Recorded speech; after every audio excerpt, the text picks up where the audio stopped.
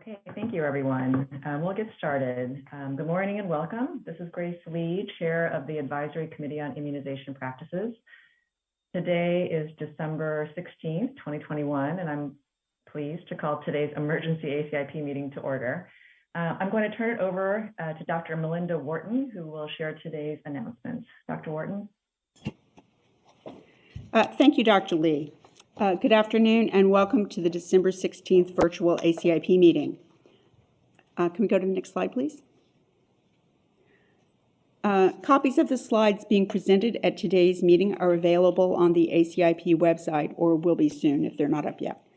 Additionally, slides are available through a share file link for ACIP voting, liaison, and ex officio members. A few notes on meeting logistics for those who are listening in on the Zoom line. Please mute your lines at all times unless you're called on for discussion. When Dr. Lee opens the meeting for discussion, please virtually raise your hand. During the discussion period, Dr. Lee will take questions first from voting ACIP members and then from ex officio members and our liaison representatives. Please disable your video. A profile picture is fine, just no live video. And ACIP voting members, we do ask you to turn on your video during votes. Next slide, please. The Advisory Committee on Immunization Practices is, at its heart, a public body. Engagement with the public and transparency in our processes is vital to the committee's work. For this meeting, we will be holding one oral public comment period at approximately 2:10 p.m. Eastern Time. To create a fair and more efficient process for requesting to make an oral comment, people interested in making an oral comment are requested to submit a request online in advance of the meeting. Priority is given to these advance requests, and if more people request to speak than we can accommodate, we conduct a blind lottery to determine who the speakers will be. Speakers selected in the lottery for this meeting have been notified in advance of the meeting. Members of the public can also submit written public comments via regulations.gov using docket number ID CDC 2021-0133. Information on the written public comment process, as well as information on how to make a comment, can be found on the ACIP meeting website. Next slide, please. As noted in the ACIP Policies and Procedures Manual, members of the ACIP agree to forgo participation in certain activities related to vaccines during their tenure on the committee. For certain other interests that potentially enhance a member's expertise while serving on the committee, CDC has issued limited conflict of interest waivers. Members who conduct vaccine clinical trials or serve on data safety monitoring boards may present to the committee on matters related to those vaccines, but these members are prohibited from participating in committee votes on issues related to those vaccines. Regarding other vaccines of the concerned company, a member may participate in discussions with the provision that he or she abstains from all votes related to the vaccines of that company. At the beginning of each meeting, ACIP members state any conflicts of interest. Next slide, please. And with that, I will turn things back to Dr. Lee. Thank you. Thank you, Dr. Wharton. I want to just start out by thanking and acknowledging all of our members who have made every effort to attend today's emergency meeting. It was scheduled earlier this week. We should have a quorum today, and so we are able to proceed. I will now take roll call, starting with the ACIP members, followed by the ex officio members and liaisons. For the ACIP members, as a reminder, I'll ask that you state your name, your affiliation, and whether you have any conflicts of interest. And today, I'll start with Ms. Veronica McNally. Good morning, Veronica McNally, president of the Fernie Strong Foundation based in Michigan, and I have no conflicts. Thank you, Ms. McNally. Dr. Wilbur Chen. Yes, Wilbur Chen. I'm an adult infectious disease physician and professor of medicine at the University of Maryland School of Medicine's Center for Vaccine Development and Global Health. Due to a perception of conflict of interest, I want to mention that my employer, the University of Maryland, Baltimore, has a grant from Emergent Biosolutions that supports work that I do on developing a Shigella vaccine, a diarrheal vaccine. Thank you. Thank you, Dr. Chen. Next, we'll move to Dr. Talbot. Good morning. This is Kip Talbot. I'm an associate professor of medicine and infectious diseases at Vanderbilt University Medical Center, and I have no conflicts. Thank you. Ms. Lynn Bata. Good morning, Lynn Bata. I am the immunization clinical consultant at the Minnesota Department of Health, and I have no conflicts. Thank you. Dr. Alt. Morning, my name is Kevin Alt. I'm a professor of obstetrics and gynecology at the University of Kansas School of Medicine in Kansas City, Kansas. Thank you. Oh, do you have any conflicts? No conflicts, sorry for that. Thank you. Dr. Bell. Beth Bell. I'm a clinical professor in the Department of Global Health at the University of Washington, and I have no conflicts. Thank you. Dr. Sineas. Professor of Internal Medicine and Pediatrics at Alfred Medical School of Brown University, and I have no conflicts. Thank you, Dr. Sineas. Dr. Brooks. Oliver Brooks, Chief Medical Officer of Watts Healthcare Corporation. I have no conflicts. Thank you. Dr. Sanchez. Pablo Sanchez. I'm Professor of Pediatrics at The Ohio State University. And also neonatologist and pediatric infectious disease specialist at Nationwide Children's. I have no conflict. Thank you. Thank you. Dr. Long? Did you say Long? I did, Dr. Long. Please go ahead. Hi, good morning, Sarah Long.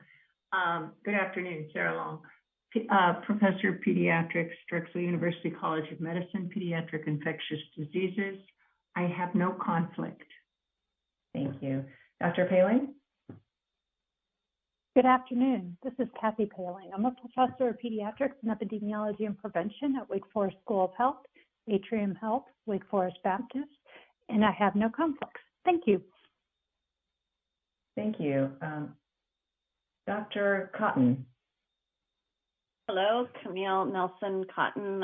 I am the clinical director of transplanted immunocompromised host infectious disease at Massachusetts General Hospital and associate professor at Harvard Medical School. I have no conflicts. Thank you. Thank you. Dr. Lair? Dr. Jamie Lair, owner of Cayuga Family Medicine, private practice in Ithaca, New York. I have no conflict. Thank you. Dr. Daly? Matt Daly. I'm a senior investigator at Kaiser Permanente, Colorado. I'm also an associate professor of pediatrics at the University of Colorado School of Medicine, and I have no conflicts. Thank you. Thank you. And this is Grace Lee. I'm professor of pediatrics at Stanford University School of Medicine, associate chief medical officer at Stanford Children's Health, and I have no conflicts. For the moment, we are very grateful that everyone's able to be present, and we recognize again that the status may change over the day. For ex officio and liaisons, I will announce the organization name, and please indicate if you are present and your first and last name. So first, we'll begin with Centers for Disease Control and Prevention. Good afternoon, Sam Posner, present. Thank you. Center for Medicare and Medicaid Services. Good afternoon, Mary Beth Hance, present. Thank you. Food and Drug Administration. Good afternoon, Doran Fink for the U.S. Food and Drug Administration, Office of Vaccines. Thank you. Health Resources and Services Administration. Good afternoon, Mary Rubin for the Division of Injury Compensation Programs, HRSA, present. Thank you. Indian Health Service. Good morning, this is Dr. Matthew Clark representing Indian Health Service. Thank you. National Institute of Health. Good afternoon, John Bible, National Institute of Allergy and Infectious Disease, NIH. Thank you. And Office of Infectious Disease and HIV/AIDS Policy. Good afternoon, David Kim with OIDC, the Office of Assistant Secretary for Health. Thank you. We'll move on to our liaison representatives, American Academy of Family Physicians. Good afternoon, Pamela Rockwell, Professor of Family Medicine at the University of Michigan Medical School, representing American Academy of Family Physicians. Thank you. American Academy of Pediatrics. Good morning or afternoon. Bonnie Maldonado, Professor of Global Health and Infectious Diseases, Stanford University, and representing the Committee on Infectious Diseases for the American Academy of Pediatrics. Thank you. Do we have American Academy of Pediatrics Red Book on today, Dr. Maldonado? I thought Okay. David, Yes. I thought yes, he's Oh, here. there. Okay, perfect. Thank you. Go ahead. David Kimberlin, Professor of Pediatrics at the University of Alabama at Birmingham, AAP Red Book Editor. Thank you. American Academy of Physician Assistants. Marie-Michelle Léger, representing the American Academy of Physician Associates. Thank you. American College Health Association. Hi, Sharon McMullen, Cornell University, and joined by my colleague, Dr. Tavi Chai, University of North Carolina at Chapel Hill, and we're representing the American College Health Association. Thank you. American College of Nurse Midwives. Carol Hayes, present. Thank you. We'll move on to our colleague from ACOG, maybe late, American College of Physicians. Good afternoon, Jason Goldman, General Internal Medicine, Carlson, Florida, Affiliate Associate Professor, Florida Atlantic University, representing the American College of Physicians. Pleasure to be here. Thank you. American Geriatric Society. Ken Schmader here for AGS. Thank you. American Health Insurance Plan. Yeah, this is Bob Gluckman. I'm the Chief Medical Officer for Providence Health Plans in Portland, Oregon, representing ACIP. Thank you. Thank you. American Immunization Registry Association. Good afternoon. Beth Perillo with the American Immunization Registry Association. Thank you. American Medical Association. Sandra Freihofer, practicing general internist in Atlanta, adjunct associate professor of medicine at Emory, representing the American Medical Association. Thank you. American Nurses Association. Good afternoon. Chad Riddle, representing the ANA. Thank you. American Osteopathic Association.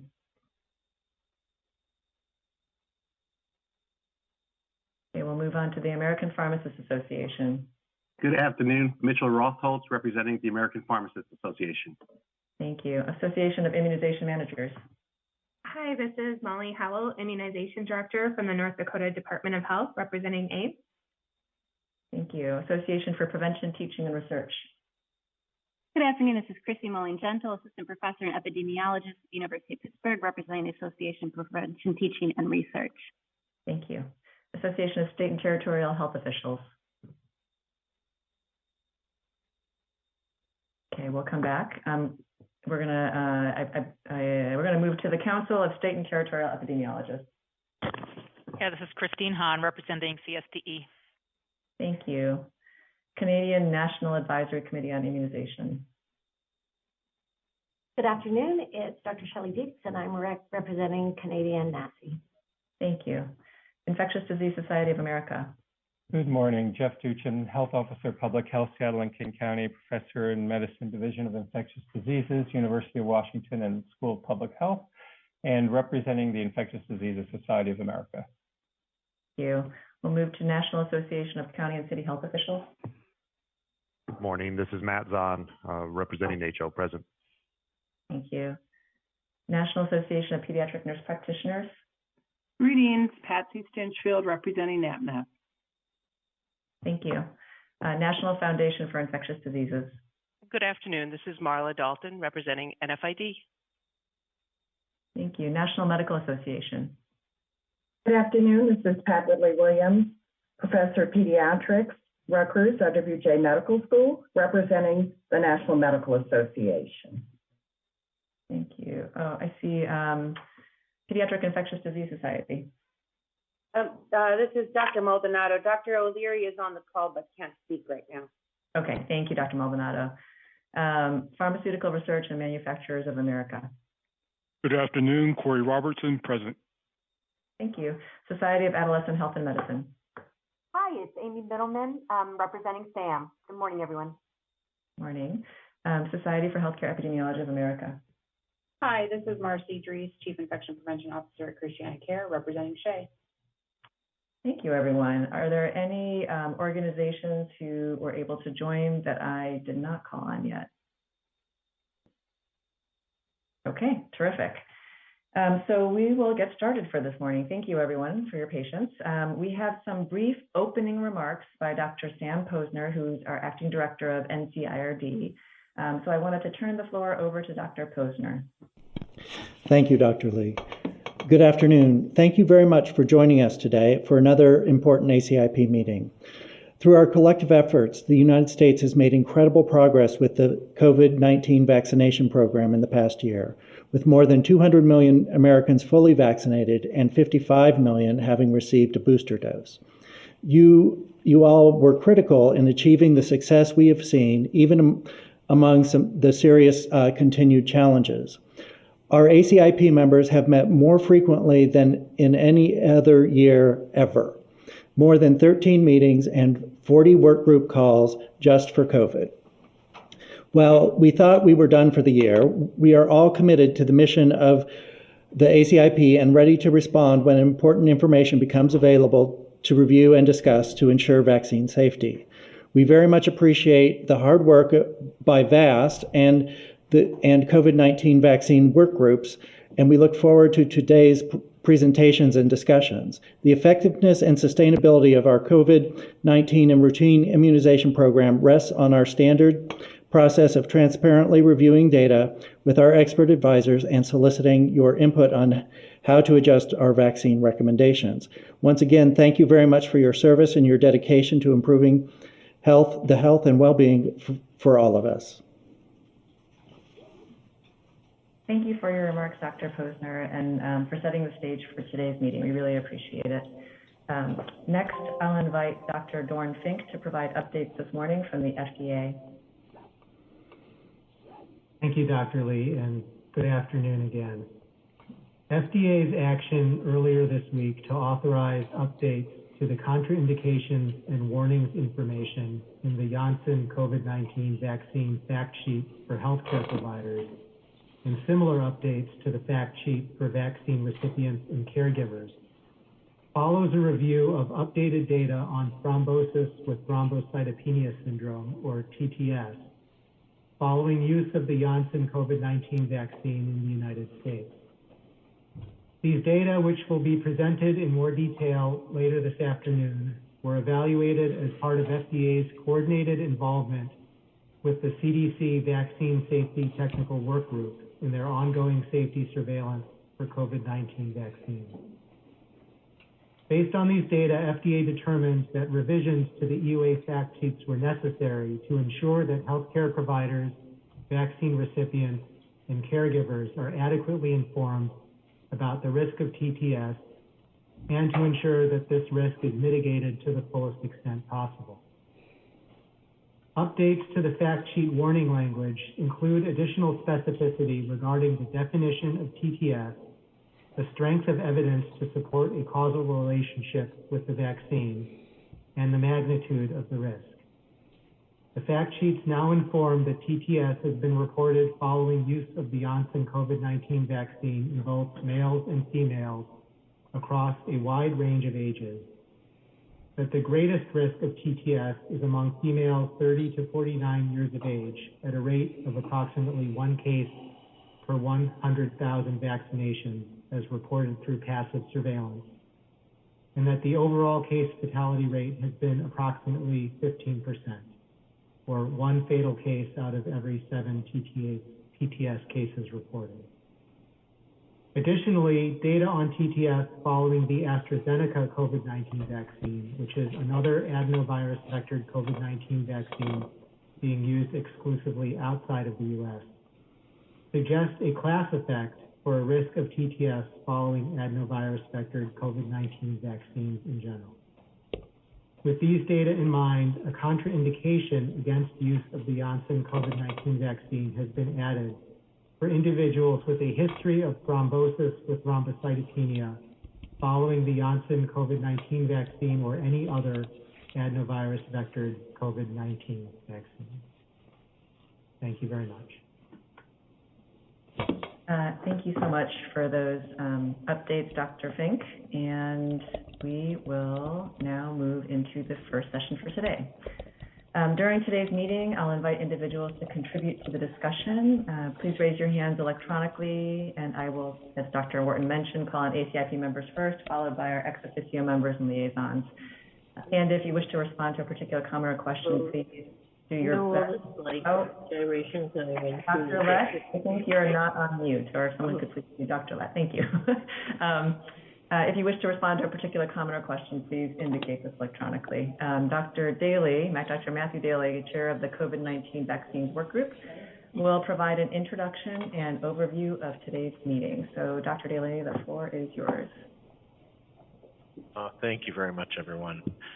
So I'm Matt Daly, the ACIP COVID-19 Vaccines Work Group Chair, and I'm presenting on behalf of the ACIP COVID-19 Vaccines Work Group. Next slide, please.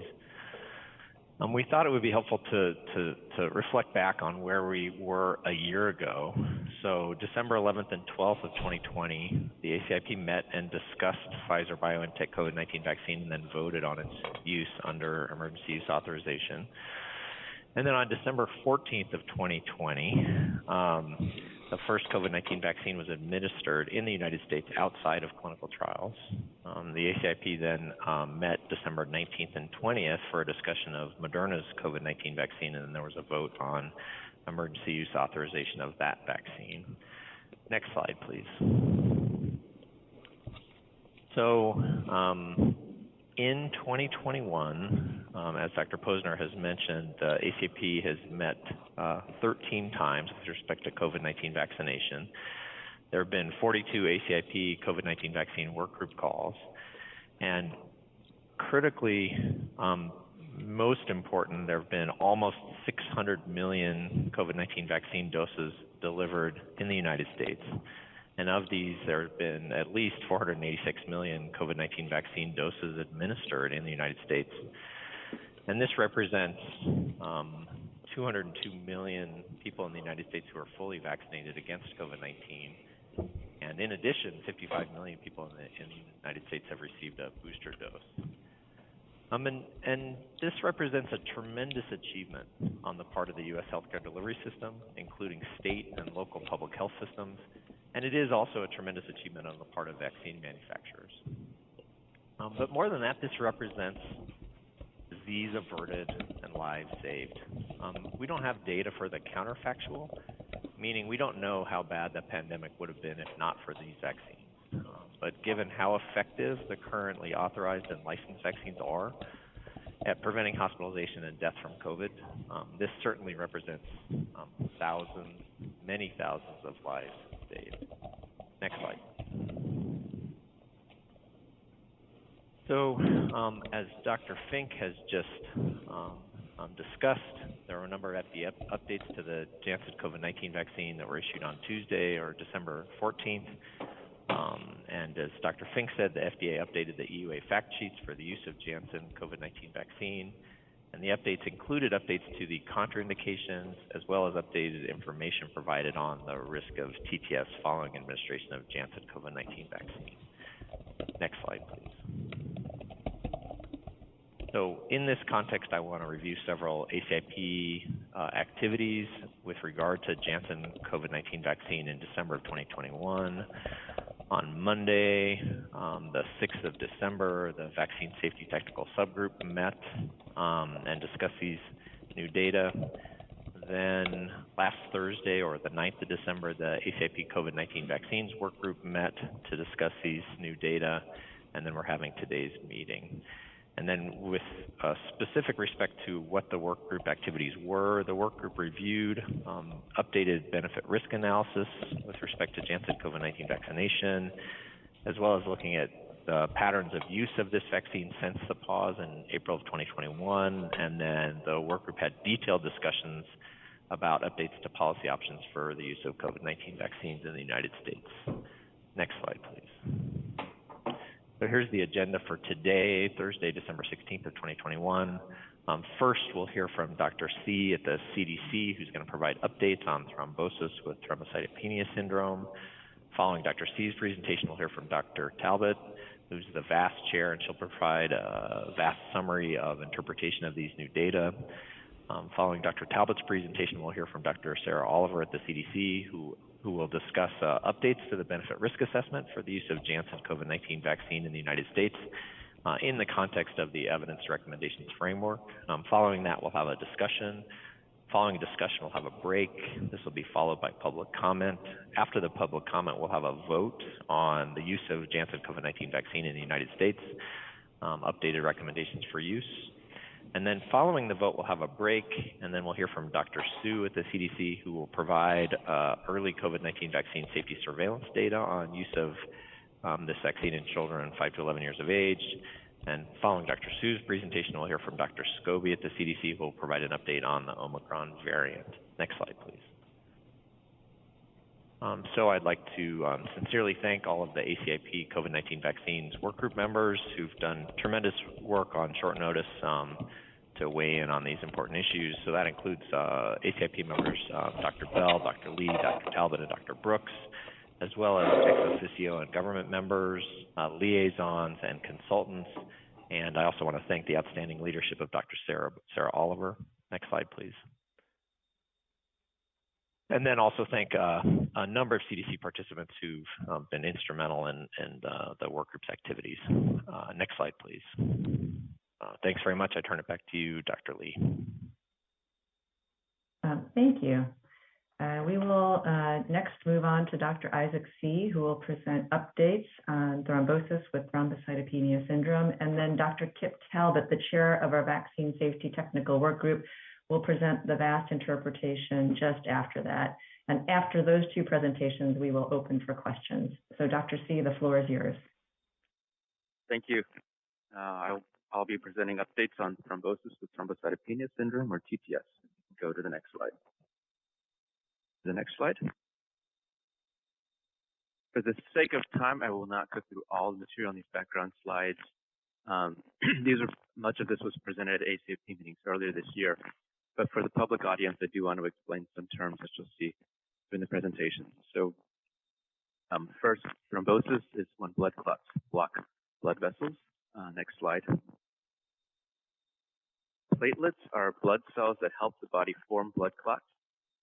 Thrombocytopenia is the medical term for a low blood platelet count. A low count is usually considered to be less than 150,000 platelets per microliter of blood. Next slide. The thrombosis with thrombocytopenia syndrome, or TTS, is a new syndrome that has been recognized to occur after receipt of adenoviral vector COVID-19 vaccine.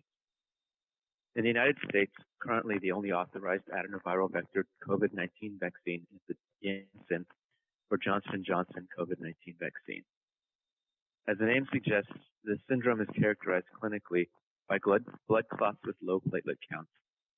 This slide shows some screenshots of some of the earlier reports about TTS, both in the US and abroad. Next slide. One type of thrombosis is cerebral venous sinus thrombosis, or CVST. This is a somewhat rare type of blood clot involving large veins inside the head, such as shown on this diagram. CVST can be a very serious condition, and our most severe TTS cases often involve CVST. Next slide. CVST is often underdiagnosed due to its nonspecific presentation. When patients die from CVST early in the disease course, the immediate mechanism of death is often brain herniation, resulting from either a large hemorrhage in the brain, multiple hemorrhages, or diffuse brain edema. Reported prognostic factors for poor short-term outcome in CVST include anatomical characteristics of disease, such as presence of brain herniation and hemorrhage, or features of the clinical presentation, such as seizures, depressed consciousness, and altered mental status. Next slide. This slide recaps the initial U.S. events concerning TTS. On February 27, 2021, the FDA granted emergency use authorization for the Janssen COVID-19 vaccine. The first post-authorization doses of Janssen were given March 2nd, and then on April 13th, CDC and FDA announced a pause in the use of Janssen COVID-19 vaccine after identification of 6 cases of CVST with thrombocytopenia following vaccination. On April 23rd, the ACIP met and reviewed data on TTS following Janssen vaccination and reaffirmed its recommendation for the vaccine. The pause was subsequently lifted. CDC's website of clinical considerations for use of COVID-19 vaccines was updated to state that women less than 50 years of age should be aware of the rare risk of TTS and the availability of other COVID-19 vaccines without that risk. FDA also updated its EUA fact sheet for vaccination providers and patients to contain information about TTS. The last update to ACIP on TTS was given on July 22nd, when an updated benefit-risk discussion occurred, also considering the occurrence of Guillain-Barré syndrome. Slide. Surveillance data discussed in this presentation came from a collaboration between the Vaccine Adverse Event Reporting System, or VAERS, next slide, and CDC's Clinical Immunization Safety Assessment, or CISA project, next slide. Our initial case finding occurred through searches of the VAER database. Confirmation required medical record review, and cases were presented to CISA experts, including from the fields of hematology and neurology, to confirm that the clinical syndrome was TTS, as well as to rule out other causes of thrombosis and thrombocytopenia. Slide. Our working case definition for TTS is presented here. The criteria differ slightly between what we call Tier 1 and Tier 2 cases. Both require a platelet count less than 150,000. Tier 1 cases are those where there is thrombosis in an unusual location, such as a CVST. For these cases, a positive PF4 ELISA test is not required. Tier 2 cases are those where thrombosis is only in a more typical location, such as pulmonary embolism or deep vein thrombosis, and for these we do require a positive PF4 ELISA test. Reports where the only sites of thrombosis are ischemic stroke or myocardial infarction are excluded. We also excluded reports with concurrent COVID-19 infection, since COVID-19 is known to be a cause of both thrombosis and thrombocytopenia. Slide. I'm first wanted to present a description of U.S. TTS cases receiving Janssen COVID-19 vaccine through August 31st, 2001. Then I will summarize information about all deaths among TTS cases following Janssen that we have confirmed by December 9th, 2021. Finally, I'll show calculations of death reporting rates. Data for those calculations will match the time period for case reporting rates in the first section, in other words, through August 31st, 2021. As I go back and forth between time periods, I will try to make that clear. Sometimes the numbers will change for that reason. Next slide. Now I'll present on the epidemiology of TTS cases following Janssen COVID-19 vaccination. Again, all the information in this section will be for people vaccinated up through August 31st, 2021. Next slide. This slide shows an overview of some basic information. The median age of patients with TTS was 44.5 years. Most were females, and almost half of the cases occurred in women less than 50 years of age. Most patients were reported to be white, non-Hispanic. 29 of the cases involved a CVST. None of the patients with TTS were pregnant or postpartum, and no cases occurred in a patient with diagnosed thrombophilia. 7 were known to have a past SARS-CoV-2 infection. Next slide. The median time from vaccination to symptom onset was 9 days. Then the median time from symptom onset to hospital admission was 5 days. 39 were vaccinated before the pause on April 13th, and all cases occurred after a first dose of Janssen. Next slide. This slide shows the number of cases by month of vaccination. The blue bars depict those vaccinated before the pause, and gray for those vaccinated after. And again, you can see that most of the cases were vaccinated before the pause. Slide. This bar chart shows the distribution of time in days from vaccination to symptom onset. Note the clustering, where symptoms almost always begin between 6 and 15 days after vaccination. Next slide. For the most part, we do not know what the specific risk factors for TTS are. This slide shows a description of general risk factors for venous thrombosis in patients with TTS following Janssen COVID-19 vaccination. The most common venous thrombosis risk factor was obesity, occurring in 46% of patients. 39% of patients did not have any of these venous thrombosis risk factors. Next slide. Outcomes of TTS cases are shown on this slide. All were hospitalized, and 36, or 2/3, were in the ICU. For those patients who survived their hospitalization, the median length of hospital stay was 9 days, with a range of 1 to 132 days, and an interquartile range of 6 to 17 days. 8 patients died during hospitalization. 9 were discharged to a post-acute care facility, and 37 were discharged home. Next slide. This slide, with a lot of numbers on it, shows reporting rates for TTS following Janssen COVID-19 vaccination in terms of cases per million doses. The number of cases and doses administered and rates for females are on the left, for males on the right, and each row represents the data for a different age group. Next slide. I first am highlighting that the highest rates of TTS were reported in women between 30 to 39 years of age and women 40 to 49 years of age, which is a finding that we have seen previously. Slide. Although the current language on the CDC website talks about increased risk of TTS in women aged less than 50 years, you can see that the reporting rate for women 18 to 29 years of age is actually similar to the reporting rates for women 50 to 64 years of age and for men 40 to 49 years of age, around 4 to 5 cases per million doses. Next slide. Now on this slide and the next, I'll compare the reporting rates that were shown at the most recent presentation to previous presentation to ACIP in July 2021 compared to the reporting rates that I just described in the previous slides. This slide shows that comparison for females.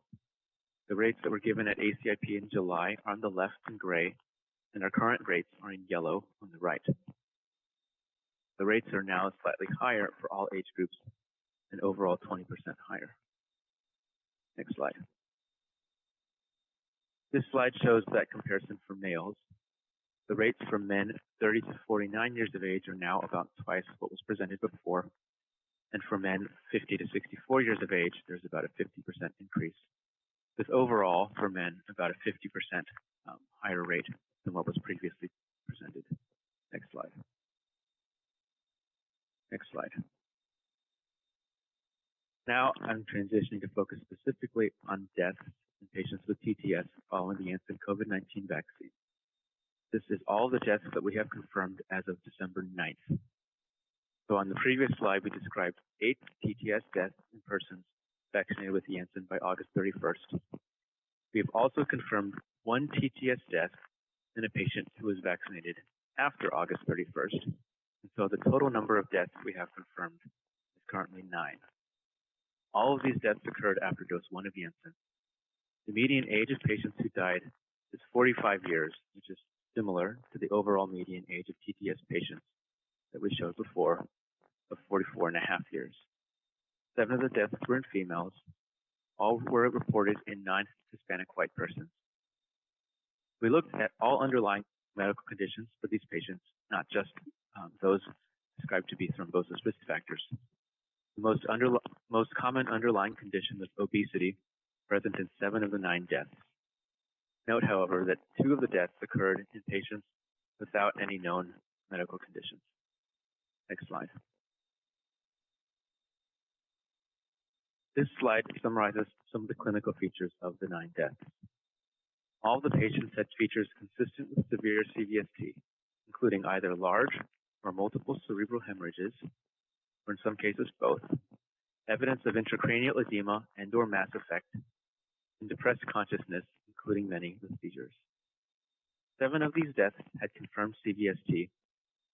2 did not have specific brain imaging before death that would be needed to diagnose CVST, although the location of the brain hemorrhages was suggestive of CVST. In other words, the clinical presentation for all deaths was consistent with what is seen from death from CVST in general. None of these patients received IV heparin for treatment. 4 received craniectomy or craniotomy to try to treat the brain hemorrhage. The median time from symptom onset to admission was 3 days, which is shorter than what we saw for the TTS patients overall of 5 days, meaning that these patients do present for care sooner than the typical TTS patient. In addition, the median time from hospital admission to death was 1 day with a maximum of 2 days. We've been struck when reviewing these cases by how rapidly patient status deteriorates and results in death. Slide. This slide shows a recap of the total TTS and death counts previously presented to ACIP and the reasons for those presentations. First, on April 23rd, to discuss resolution of the Janssen pause, a general follow-up on TTS in May, and then an updated benefit risk discussion in July that included Guillain-Barré syndrome. Next slide. This slide revises the TTS case and death counts to show what we now have in our data for those corresponding time periods. In other words, in April, we were aware of, presented 3 deaths for patients with TTS, but we now know of 5 deaths in persons who were vaccinated by that time. In May, the number of deaths was 3 and now known to be 6. In July was 4 presented and now known to be 6. Finally, for the calculation of death reporting rates that I'm going to show on the next slide, we are aware of 8 deaths in persons vaccinated by August 31st. Next slide. So now I'm going to show you death reporting rates, and as I mentioned, I will be switching back to deaths with vaccination by August 31st. So we're back to just the 8 deaths that I mentioned in the first section. Slide. The highest TTS death reporting rate was for women 30 to 39 and 40 to 49 years of age, with approximately 2 deaths per million Janssen doses. I'll mention that our 9th death, which was not used for these calculations because of vaccination, after August 31st, was in a woman under 30 years of age. Next slide. Added underneath the table, you can see that the proportion of TTS cases resulting in death was 13% for those vaccinated before the pause and 20% for those vaccinated after the pause. Next slide. Now, in addition to the 9 deaths that we've confirmed to date, we've also identified 2 additional possible TTS deaths following Janssen COVID-19 vaccination. Both of these deaths were in persons vaccinated before the pause, and these 2 possible deaths share many clinical and epidemiologic features in common with our 9 confirmed deaths, including symptom onset between 7 to 14 days after vaccination, large cerebral hemorrhage with mass effect, thrombocytopenia, and rapid progression from admission to death. The difference is that these 2 cases did not have definitive imaging to identify CVST, nor did they have imaging performed that might have identified other thromboses present before the patients expired. We reviewed these 2 deaths with our CISA investigators.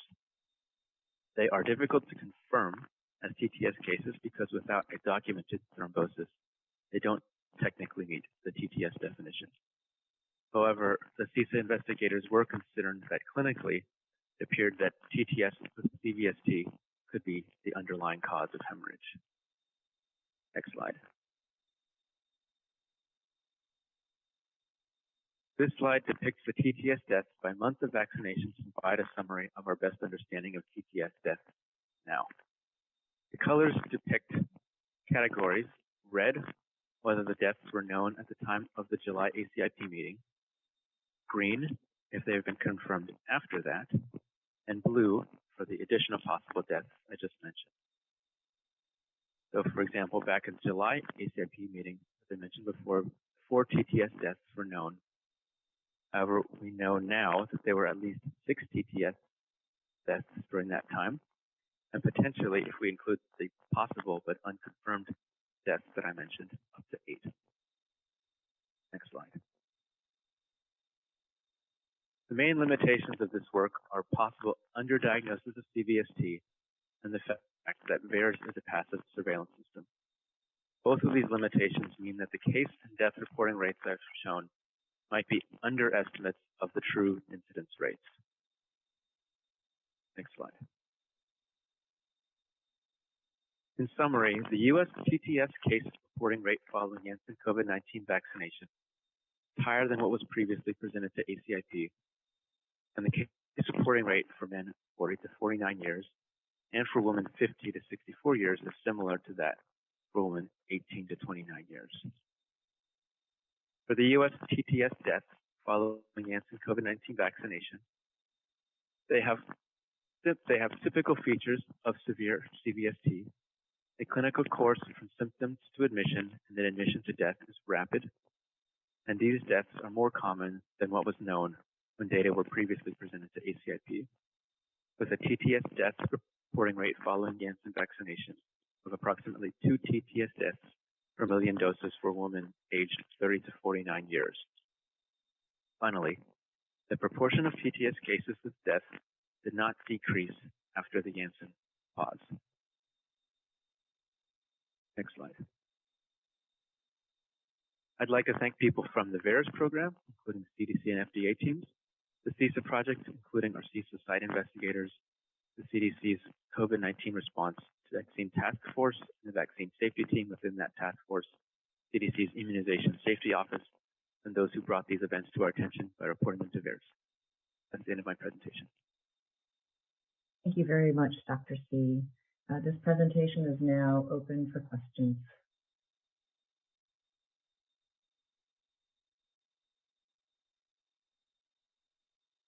Dr. Paling.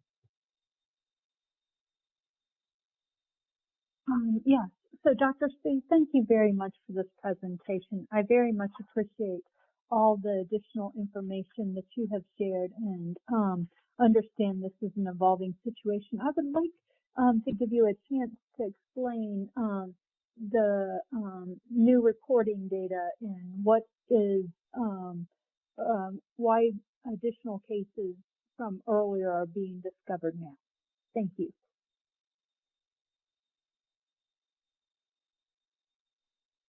You.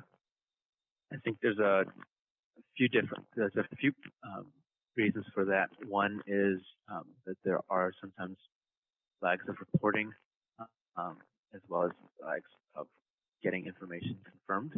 In addition, we've refined our search strategy and evaluation process. We've gotten better at detecting and evaluating cases, and in some instances have actually gone back to relook at things as we've gotten a better understanding of TTS.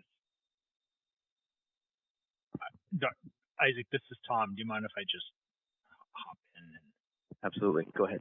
So I just want to mention, as far as just to add to what Dr. C has mentioned, this was a new condition back in the spring, and like Dr. C said, we have refined our search strategies. We have refined the way we assess these cases. And we have learned as we have gone along, and we have basically gone periodically, quite frequently, retrospectively, gone back and looked at the data, and I think that's why we have been able to. Really, the reason we've been able to identify these cases is because we have because we have learned as we have gone along in this process. We felt the need to go back and do additional searches, possibly review additional cases, apply the knowledge we've learned, and therefore we've basically identified and classified these as cases retrospectively. Thank you, Dr. Singh, Dr. Shimabukuro. Ms. Bata.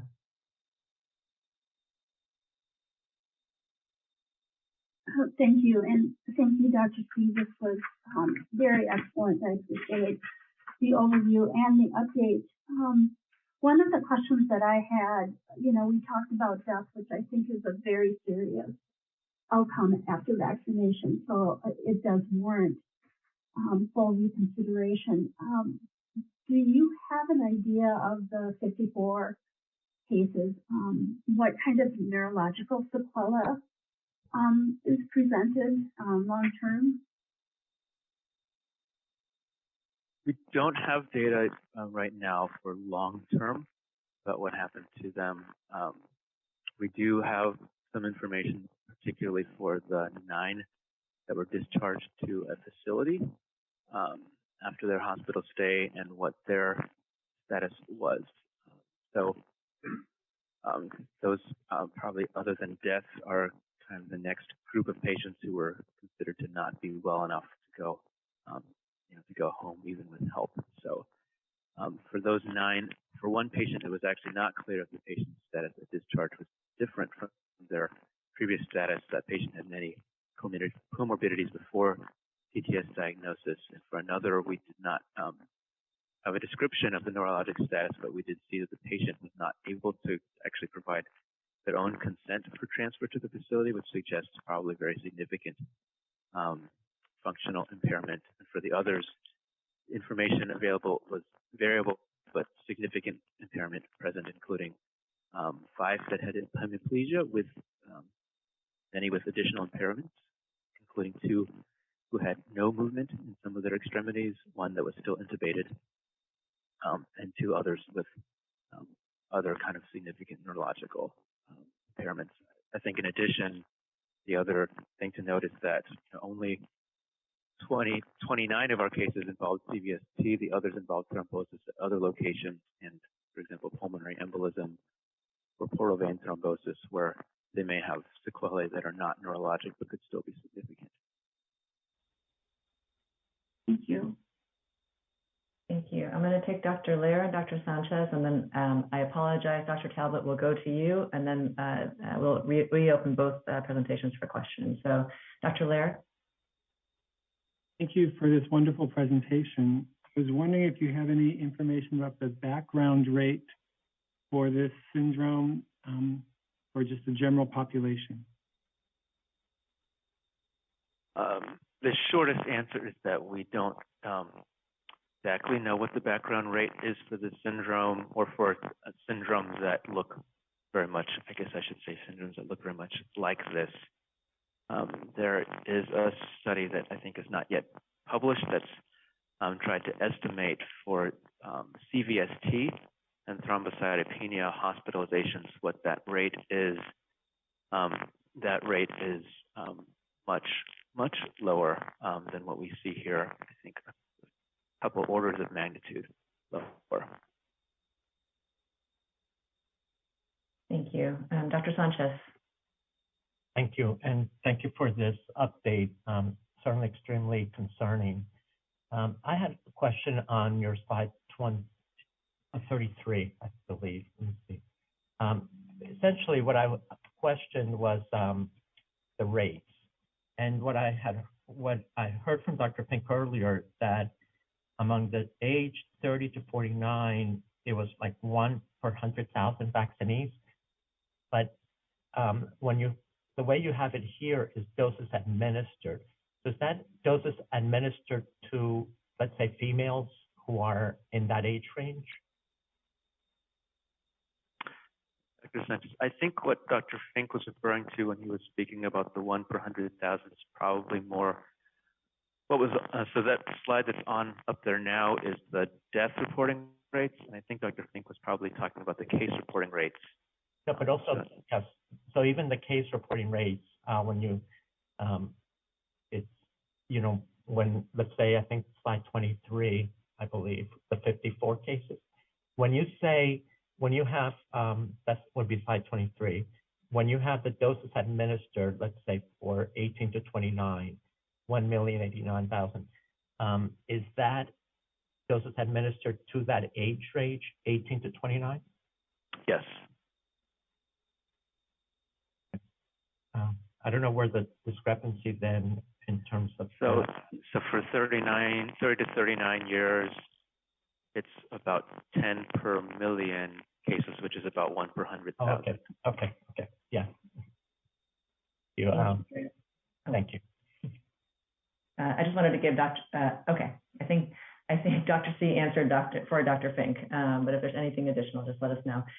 We will move on to Dr. Kip Talbot's presentation that includes the VAST interpretation. So Dr. Talbot. Thank you.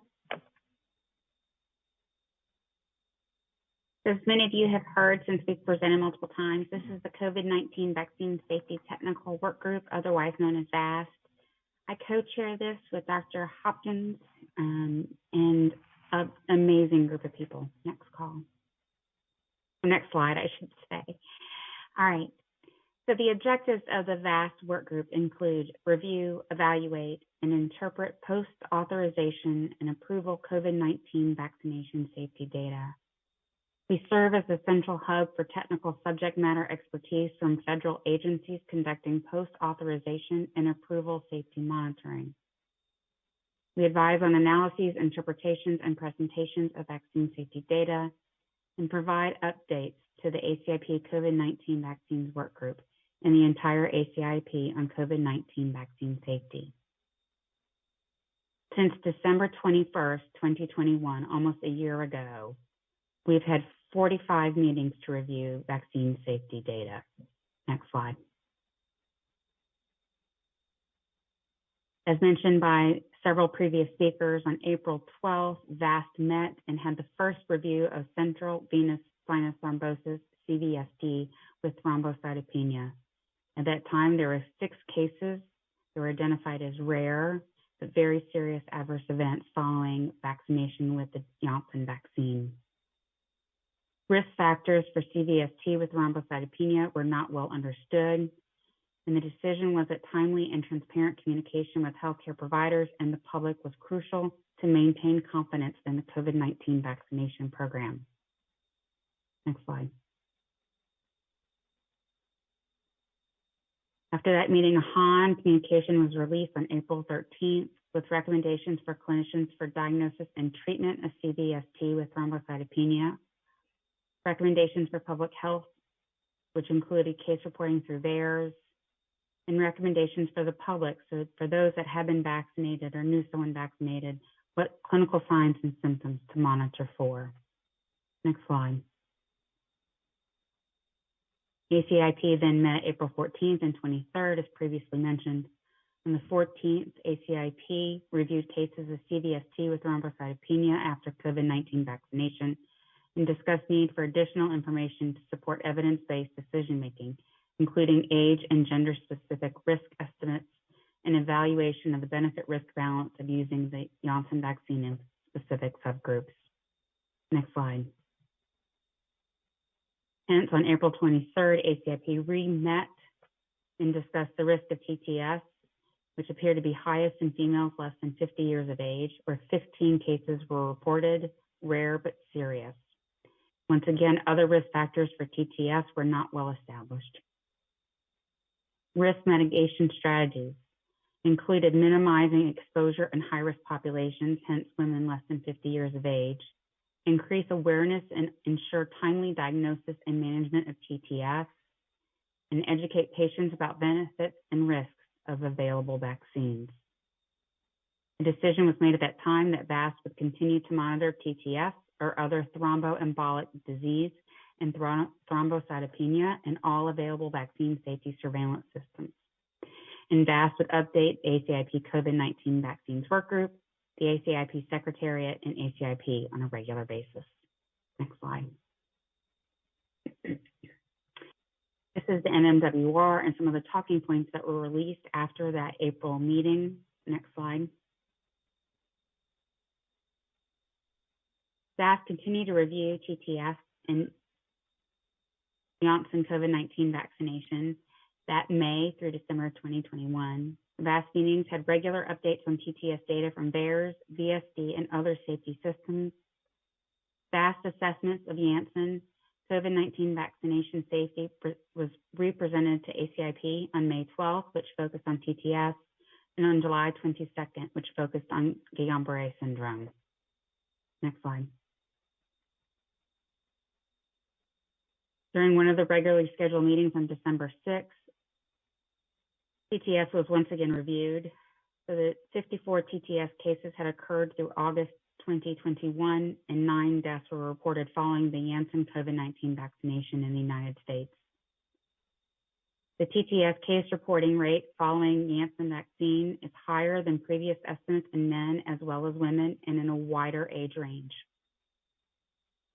Follow-up investigations provided more evidence for relationships between Janssen COVID-19 vaccination and TTS and associated severe outcomes. And severe outcomes are not only including death, but also neurologic problems. VAS recognizes the public health benefits of the Janssen COVID-19 vaccine. However, the additional TTS cases and reported deaths are concerning. VAS felt that the new data on TTS risk needed to be put into context of the benefit risk assessment and should be presented to the ACIP COVID-19 vaccines work group and to ACIP. And hence, it was then presented to the ACIP COVID-19 vaccine work group, and we are here today with ACIP. Next slide. This is the team that has made all this possible and has reviewed all of this data and have really made this assessment possible. Thank you. Thank you very much, Dr. Talbot. And thank you to the VAST work group who has continuously been reviewing this data, and all of the federal agencies who have continued to contribute and bring these data forward on a weekly basis. I want to open up both presentations for questions. ACIP members first, if there are additional questions you'd like to ask. Dr. Paling. All right, so thank you, Dr. Talbot and Dr. C. One of the questions I wanted to ask is there any evidence of TTS occurring when J&J is being used as a booster dose? Thank you. This is Dr. C. I'll take that question. We have not yet seen any cases of TTS after a J&J booster dose. I have to say that I think the number of booster doses is somewhat small.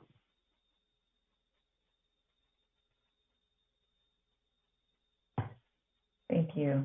Ms. McNally.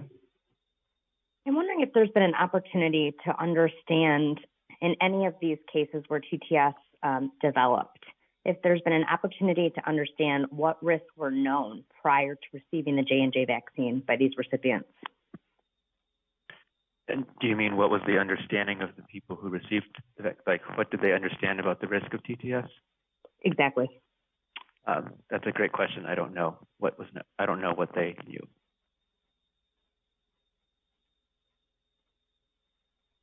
Dr. Lee, may I ask a follow-up question? Of course, Ms. McNally. And I think this is probably more appropriate for Dr. Fink. Dr. Fink, has there been any health literacy assessments completed on that EUA for the J&J vaccine? EUA fact sheet. Yeah. Thanks for that question, Ms. McNally. We do strive to ensure that the language in the fact sheet for vaccine recipients and caregivers is at an appropriate level of comprehension. I do not believe that we have conducted a formal health literacy evaluation, but I would have to go back and check to make sure that is the case. One more follow-up question. Do we have any data regarding whether or not people are reading these EUAs in advance of getting vaccinated, whether for J&J or any of the vaccines?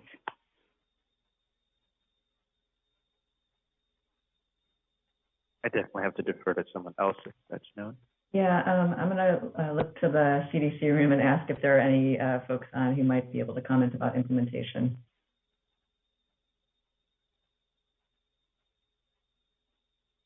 Dr. Lee, this is Melinda Wharton. No one in the room here has an answer right now to that question. We'll see if we can get a definitive answer from someone. Okay, we'll find the right expert and get back to you. Thank you.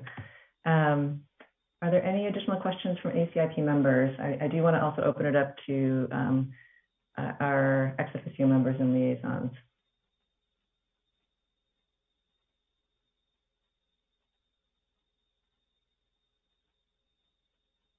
I am not seeing any hands raised.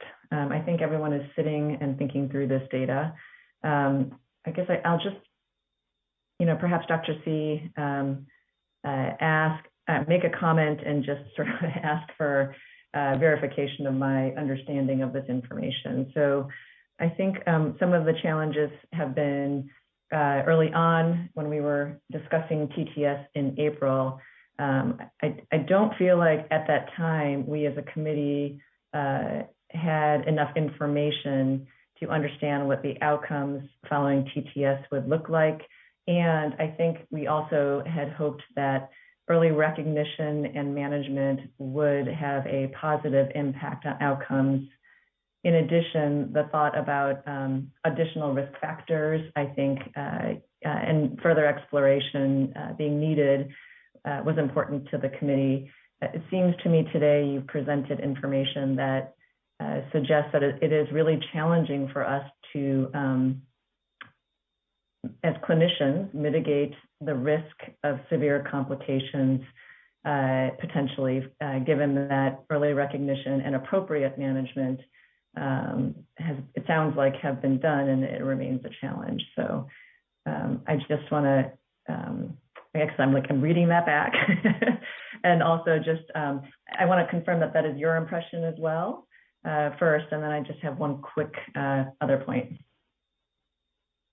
Thanks, Dr. Lee. Yeah, that's my impression that for the most part, the patients who have TTS and then die, they present somewhat quickly, and then when they finally get diagnosed,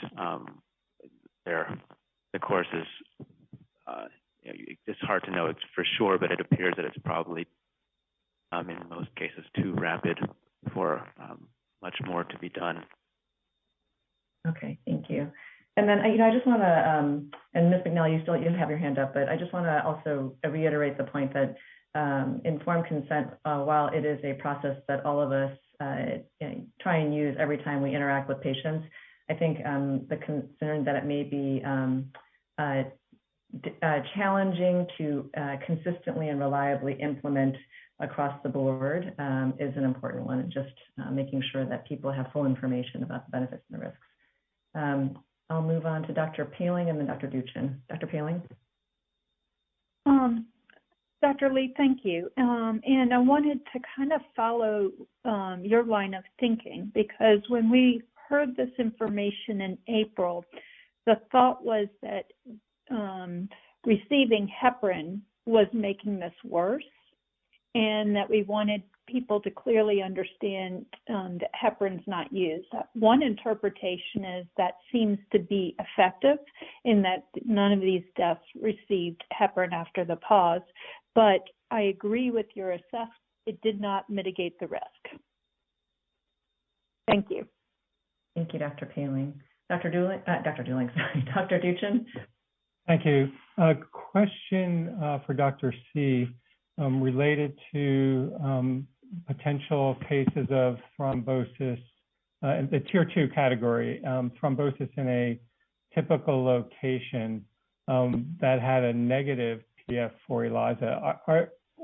Was there any assessment done to look for any signals for that syndrome?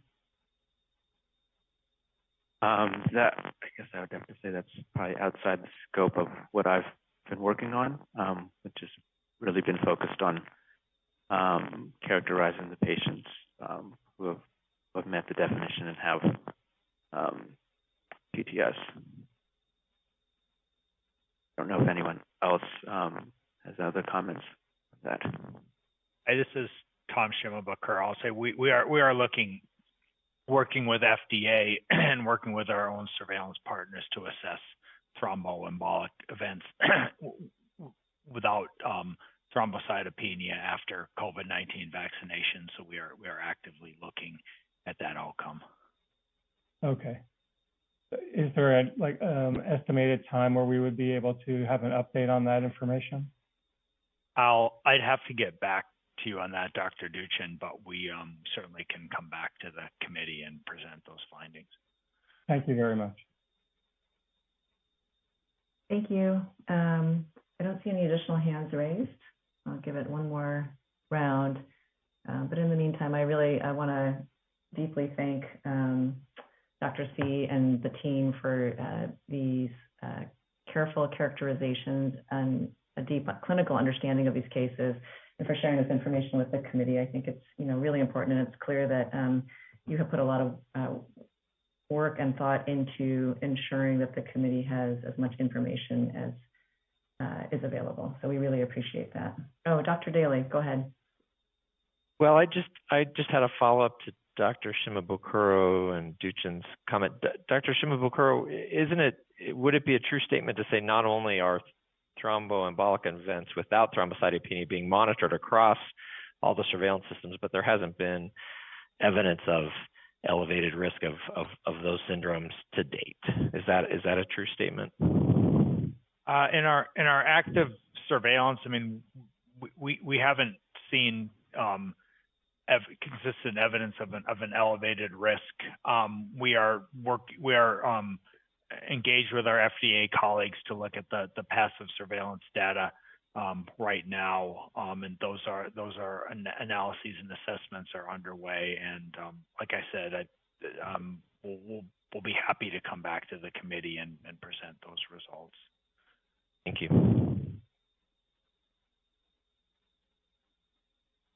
Thank you. So next, I believe we'll move on to Dr. Sarah Oliver, our CDC workgroup lead for the COVID-19 vaccines workgroup. She will present updates to the benefit risk assessment for the Janssen COVID-19 vaccines. Dr. Oliver. Thanks and good afternoon. So today I'll walk through updates to the benefit risk assessment for the Janssen COVID-19 vaccines, applying the evidence to recommendation framework, similar to what was done back in April. Next slide. Our policy question remains the same. Should vaccination with the Janssen COVID-19 vaccine as a single dose be recommended for persons 18 years of age and over under an EUA? Next slide. So this shows how we're going to adapt the ETR framework. First, we'll briefly describe the current COVID epidemiology, a summary of TTS after Janssen that we just heard about from Dr. C, then a summary of thrombosis after AstraZeneca vaccines. Next, we'll show the benefit risk assessment for the Janssen vaccines. For values, acceptability, and feasibility, we'll discuss intent to receive a Janssen vaccine over time, use of the Janssen vaccine in the US over time, and further details around how the jurisdictions are using the Janssen vaccine. For equity, we'll discuss considerations around the use of the Janssen vaccine in disproportionately affected populations. Next slide. Next slide. So we've hit an unfortunate milestone recently and now have over 50 million cases reported in the US. After steady declines in case counts through September and October, there has been an increase in cases reported through November and to date in December, with a recent 7-day average at 117,000 cases per day. Next slide. This slide shows the variant proportions circulating in the US. The orange is the Delta variant and has represented nearly all circulating COVID in recent weeks. However, the Omicron variant is the purple on the slide, and you can see that it currently represents an estimated 3% of strains in the US. We'll hear a presentation around updates for Omicron later this afternoon. Next slide. So you just heard in detail about TTS after the Janssen vaccine in the US from Dr. C. So I won't go into detail here, but just summarizing, through August, there have been 54 cases of TTS identified for an overall reporting rate of 3.8 per million Janssen doses. Rates are the highest among females 30 to 49 years of age, but the risk is no longer exclusively clustered in this population. Then through December, there have been 9 TTS deaths for an overall reporting rate of 0.57 per million doses. But again, the rates of TTS deaths are highest among females 30 to 49 years of age. Next slide. Then for a summary of what we know with thrombosis and thrombocytopenia after the AstraZeneca vaccine in Europe. In April, the EU was reporting around 10 cases per million vaccinated adults. Most cases were in women less than 60 and within 2 weeks of receiving the first vaccine dose. An update in September of 2021, the European Medicines Agency Safety Committee, or PRAC, updated the product information by removing the previous statement, reporting that TTS cases occurred mostly in women less than 60. In fact, they showed 40% of cases were in males, and nearly 40% occurred in those over 60 years of age. In updated data through December from the UK, they've reported over 400 cases of blood clots with low platelets, with an overall reporting rate of 15 per million doses. Half of the cases were in women with a broad age range, shown here. They've reported a 17% case fatality. Most cases occurred after the second dose, but they have seen 47 cases and 6 deaths reported after the second dose. Next slide. So based on reports of TTS after adenovirus vector vaccines, some countries have updated their COVID-19 vaccine policy. We evaluated vaccine policy from 16 countries highlighted here. Note these are primarily higher income countries with broad access to mRNA and adenovirus vector vaccines.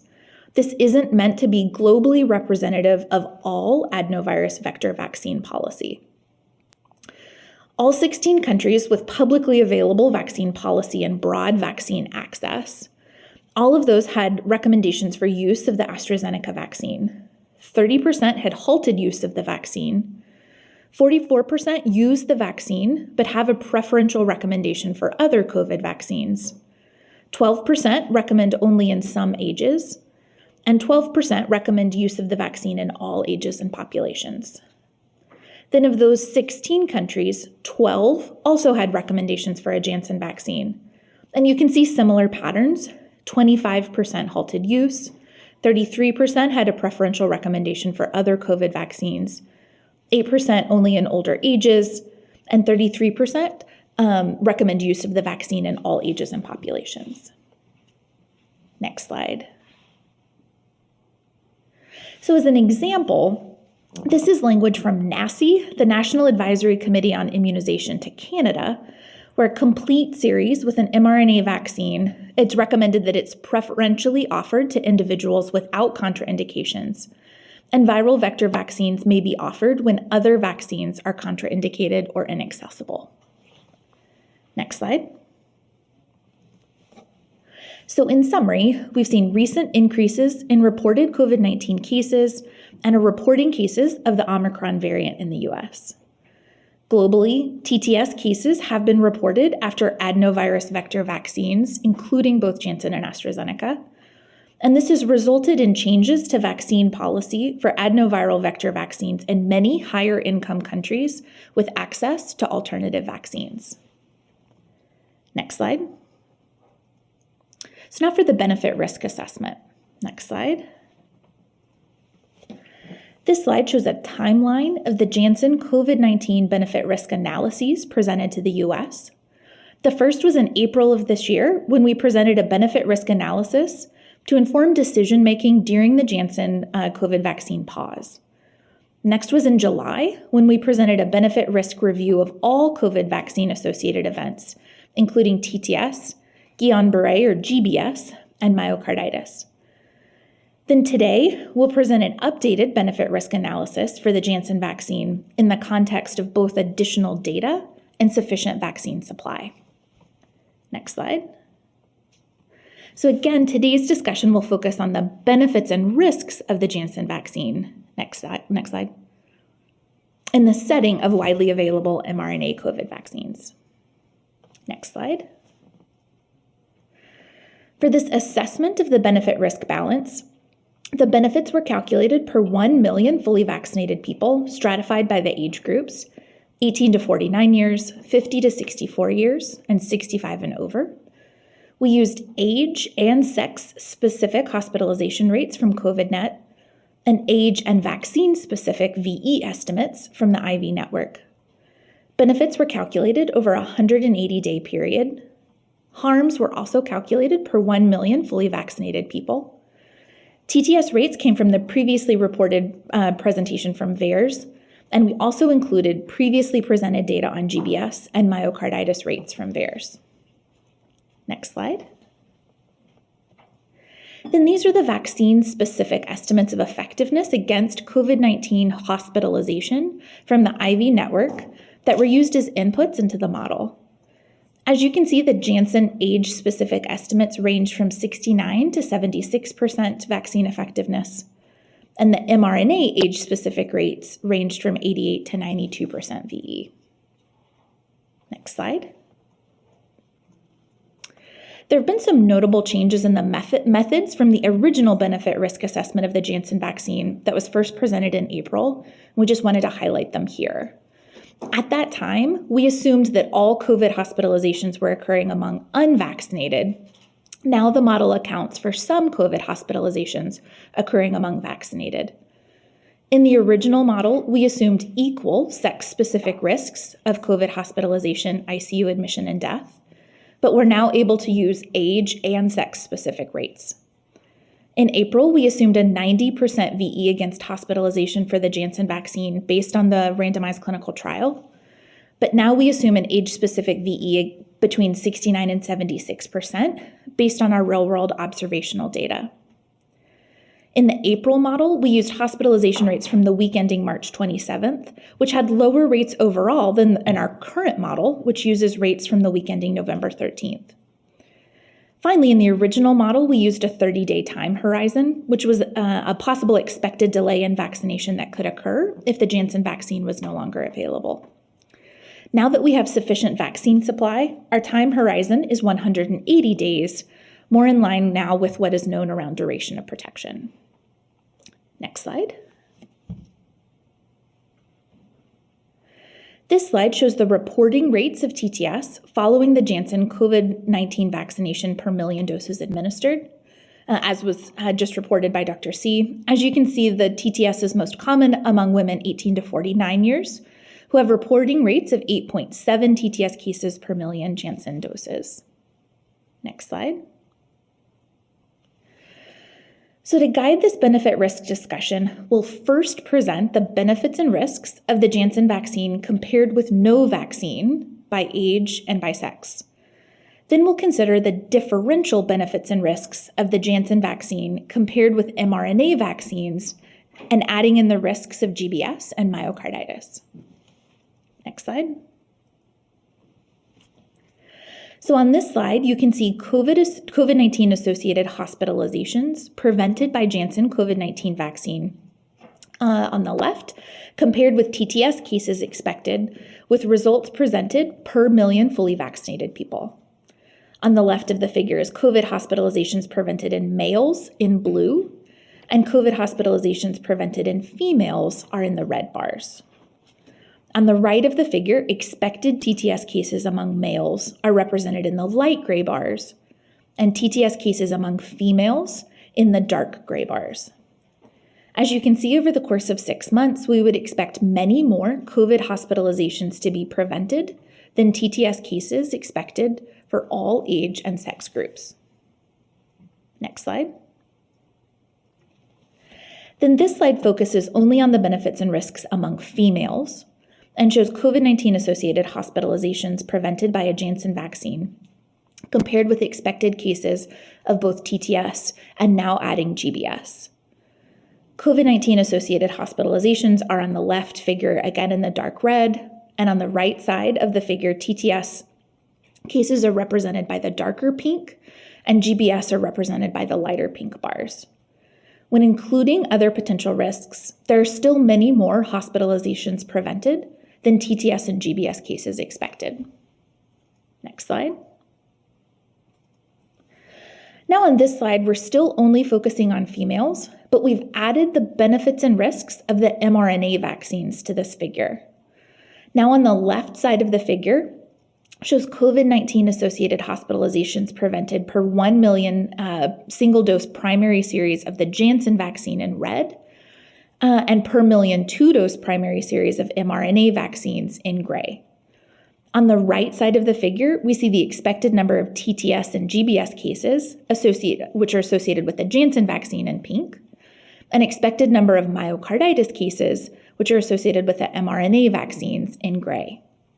When comparing the Janssen vaccine with the mRNA vaccines in females, the mRNA vaccines prevent more COVID hospitalizations and have fewer cases of myocarditis expected than of TTS or GBS.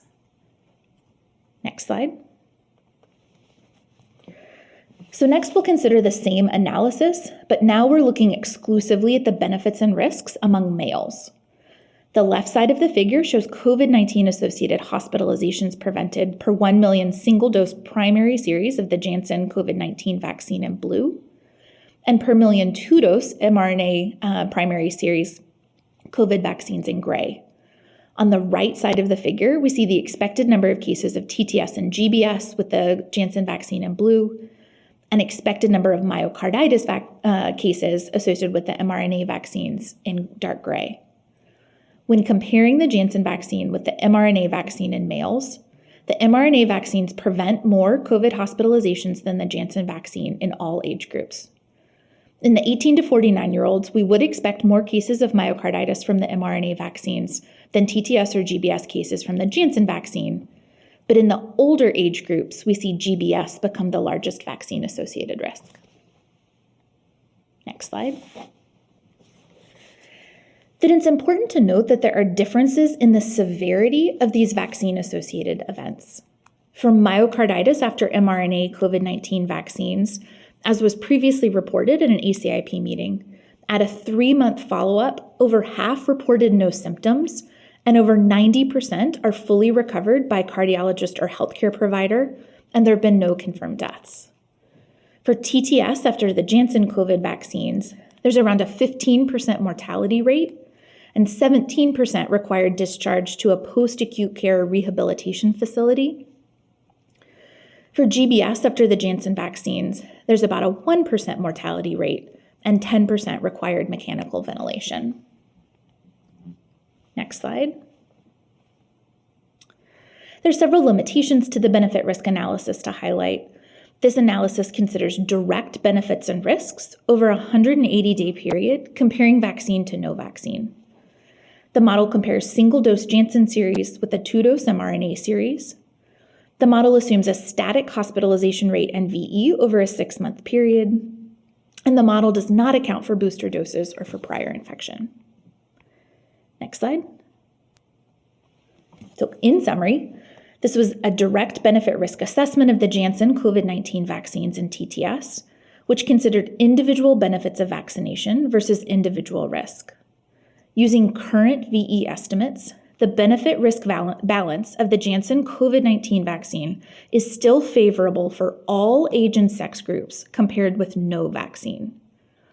When compared to the benefit-risk balance for mRNA vaccines, the Janssen vaccine prevents fewer COVID-19 associated hospitalizations, ICU admissions, and deaths.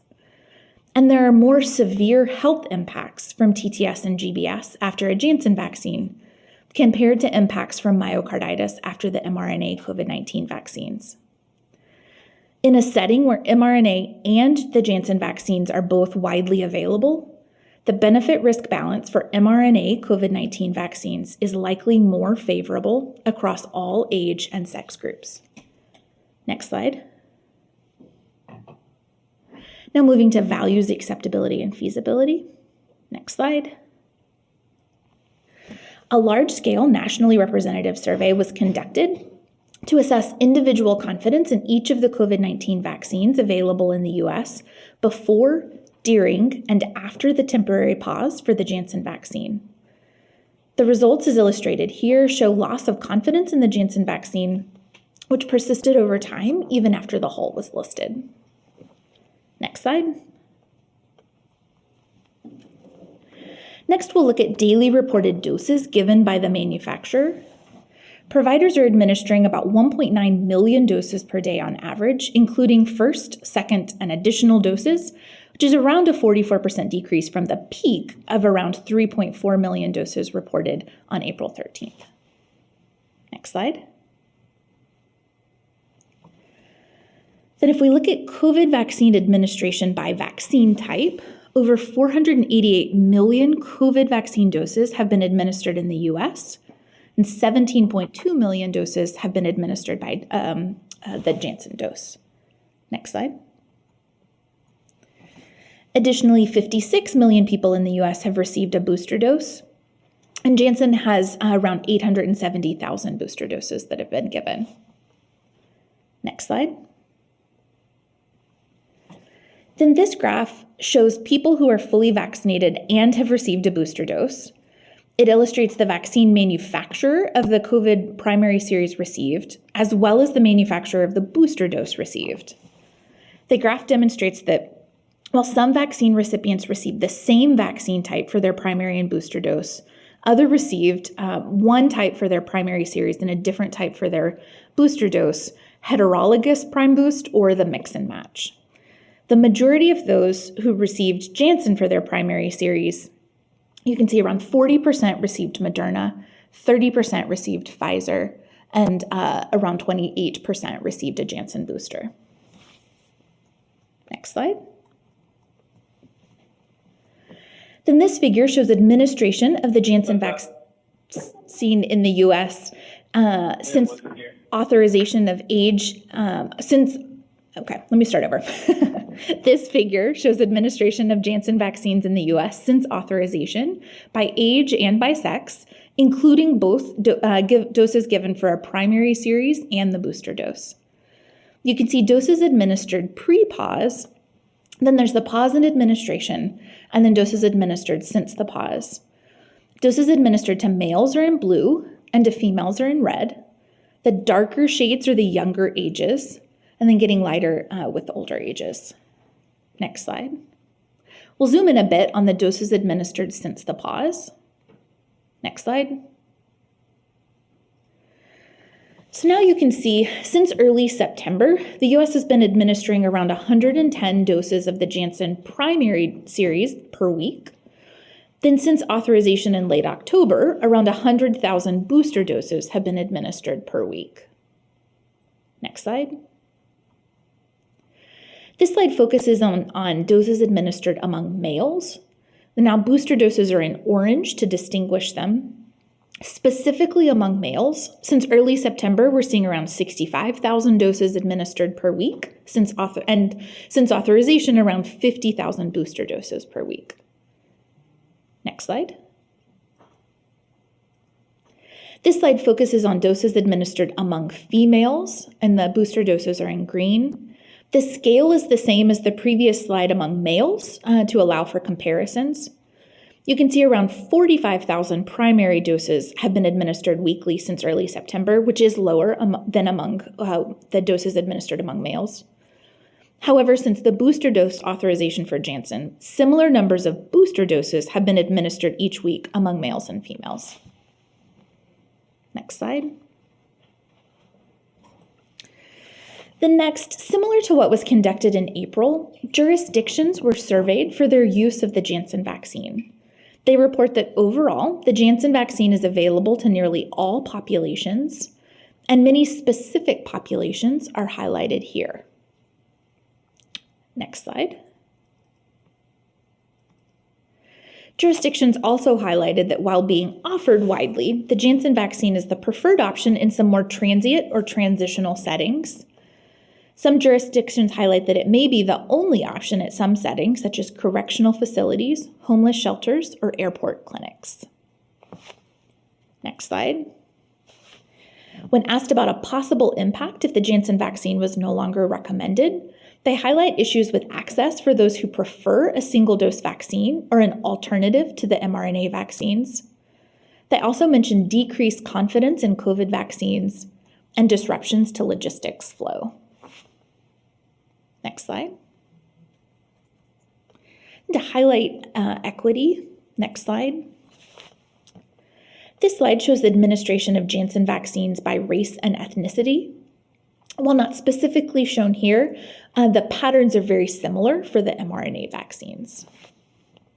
Next slide. Jurisdictions were also asked about revised recommendations and populations that could be impacted.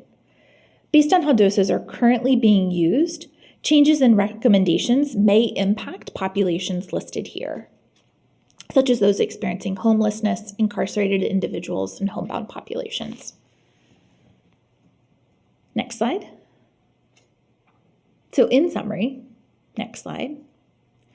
To revisit our timeline, in April, after the initial benefit risk discussions, next slide.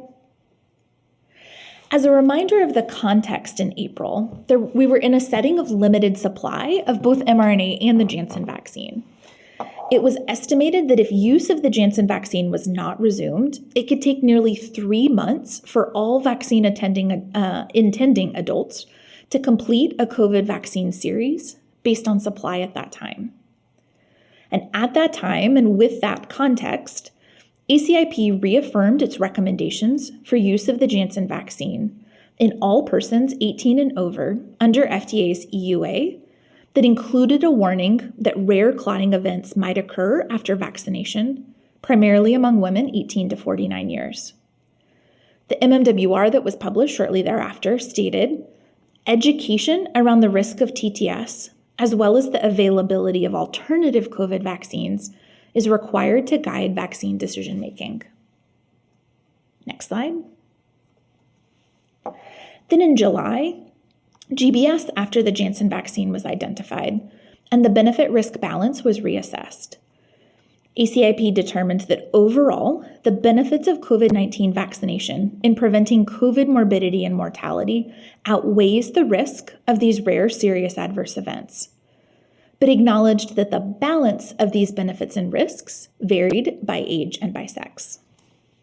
Next slide. Then for today's review, an additional case review and ongoing safety surveillance have identified TTS cases, both previous and newly occurring, including deaths. We've presented the benefit-risk balance of the Janssen vaccines, where we're no longer in the setting of limited vaccine supply in the US. Next slide.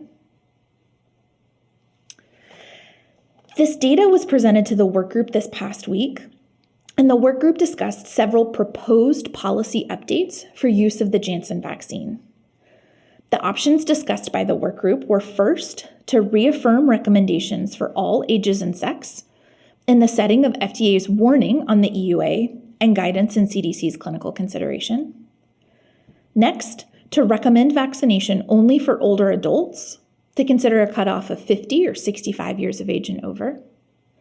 Third, to recommend against use for all persons. And finally, fourth, a preferential recommendation for mRNA vaccines over the Janssen vaccine. I'll walk through the pros and cons for each of these options discussed by the work group in the next slides. Next slide. So for the first policy option, to reaffirm recommendations for everyone, the pros would be that it allows flexibility and choice to allow for the use of the vaccine in harder to reach populations. For cons, it may lead to more cases of TTS and GBS.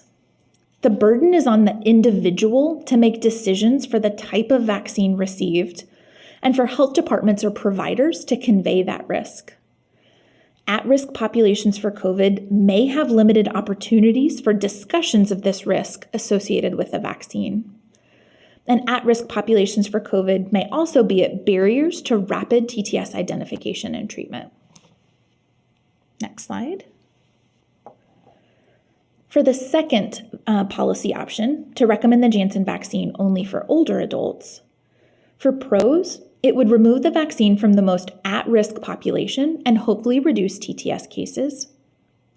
We know age-based recommendations can be easier to communicate and implement.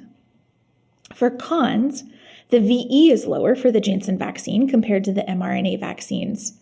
So these recommendations may provide less protection in a population that we know is at risk for severe disease from COVID. Then in the US, most older adults have already initiated a COVID vaccine primary series. It would remove the option of the Janssen vaccine for younger men who are at higher risk of myocarditis. And in addition, it would not remove the vaccine from the population most at risk for GBS, which we know is older adults. And if a cutoff of 50 and over is used, there are still cases and deaths from TTS reported in those 50 to 64 years of age. 2 deaths have occurred in females in this 50 to 64 age group, and they have a TTS rate similar to what is seen in the women 18 to 29. Next slide. So for the third policy option, to recommend against use of the Janssen vaccine for everyone, for the pros, there would be no further cases of TTS or GBS after the Janssen vaccine, and no deaths due to TTS or GBS after the vaccine. For cons, it would remove choice from individuals for primary series and booster, and limit options for those with contraindications to mRNA vaccines. And importantly, it may have global implications around confidence in the Janssen vaccine, which could impact global vaccine supply. Next slide. So then for the fourth option, a preferential recommendation for mRNA vaccines over the Janssen vaccine. For the pros, it acknowledges that the benefit-risk balance is more favorable for mRNA vaccines in all ages and sex. This includes both a higher VE and less severe adverse events. It allows for flexibility and choice, and allows for a vaccine option for someone who may have contraindications to mRNA vaccines.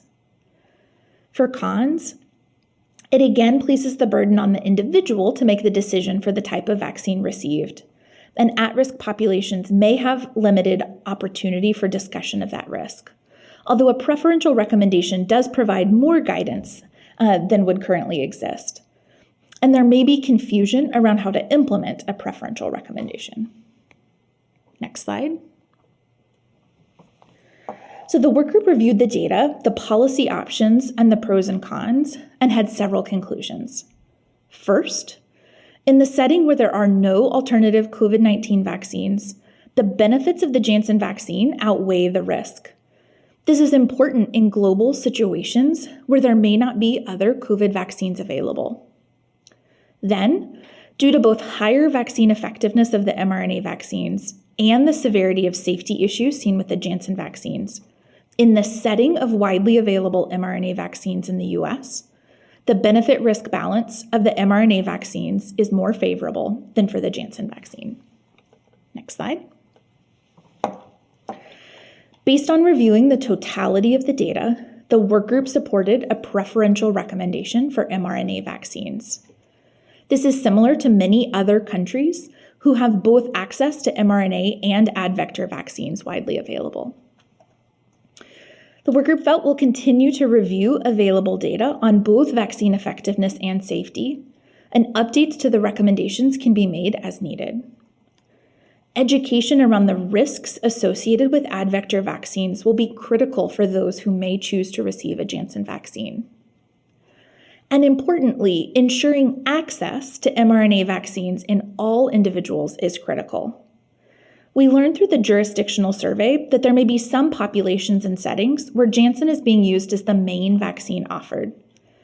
The Janssen vaccine is the only vaccine offered to some harder-to-reach populations.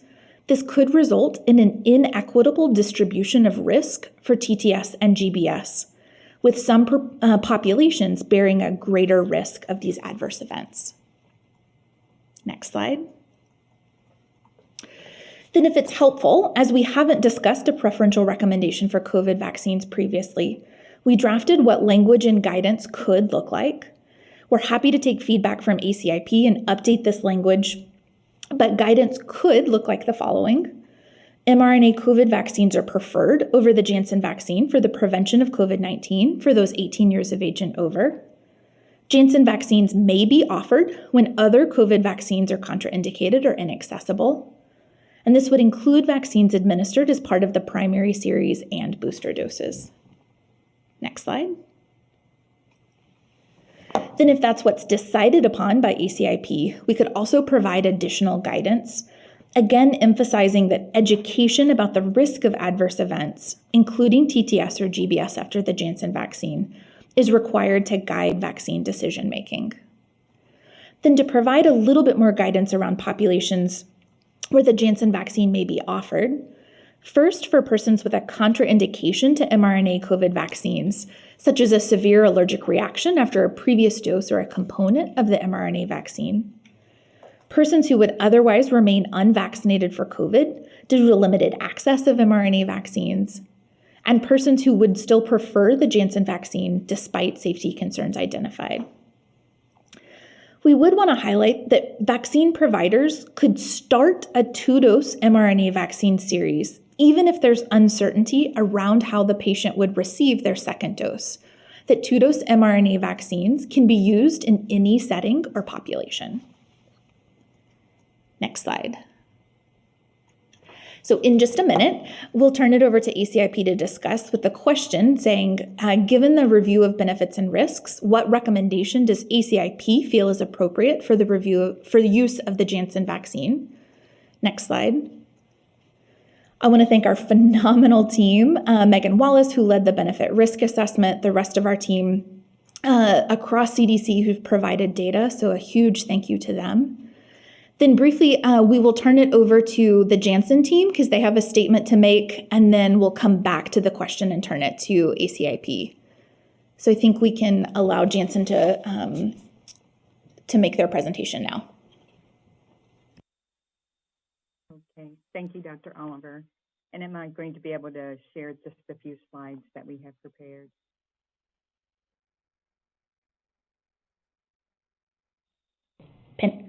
We're working on making you a co-host so you can share. Give us just a second, sorry. Okay, great, thank you. Okay, you should be able to share your screen now.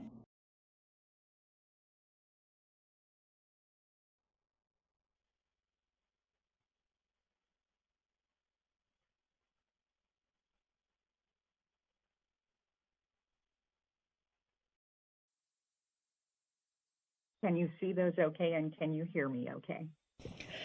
We can. You could be a touch louder, but you come across clear. Okay, I will make that happen. So good afternoon, everyone. My name is Penny Heaton, and I'm the Global R&D Head for Vaccines at Janssen. Let me just state at the outset that based on the data, we are confident in the positive benefit risk profile of our vaccine.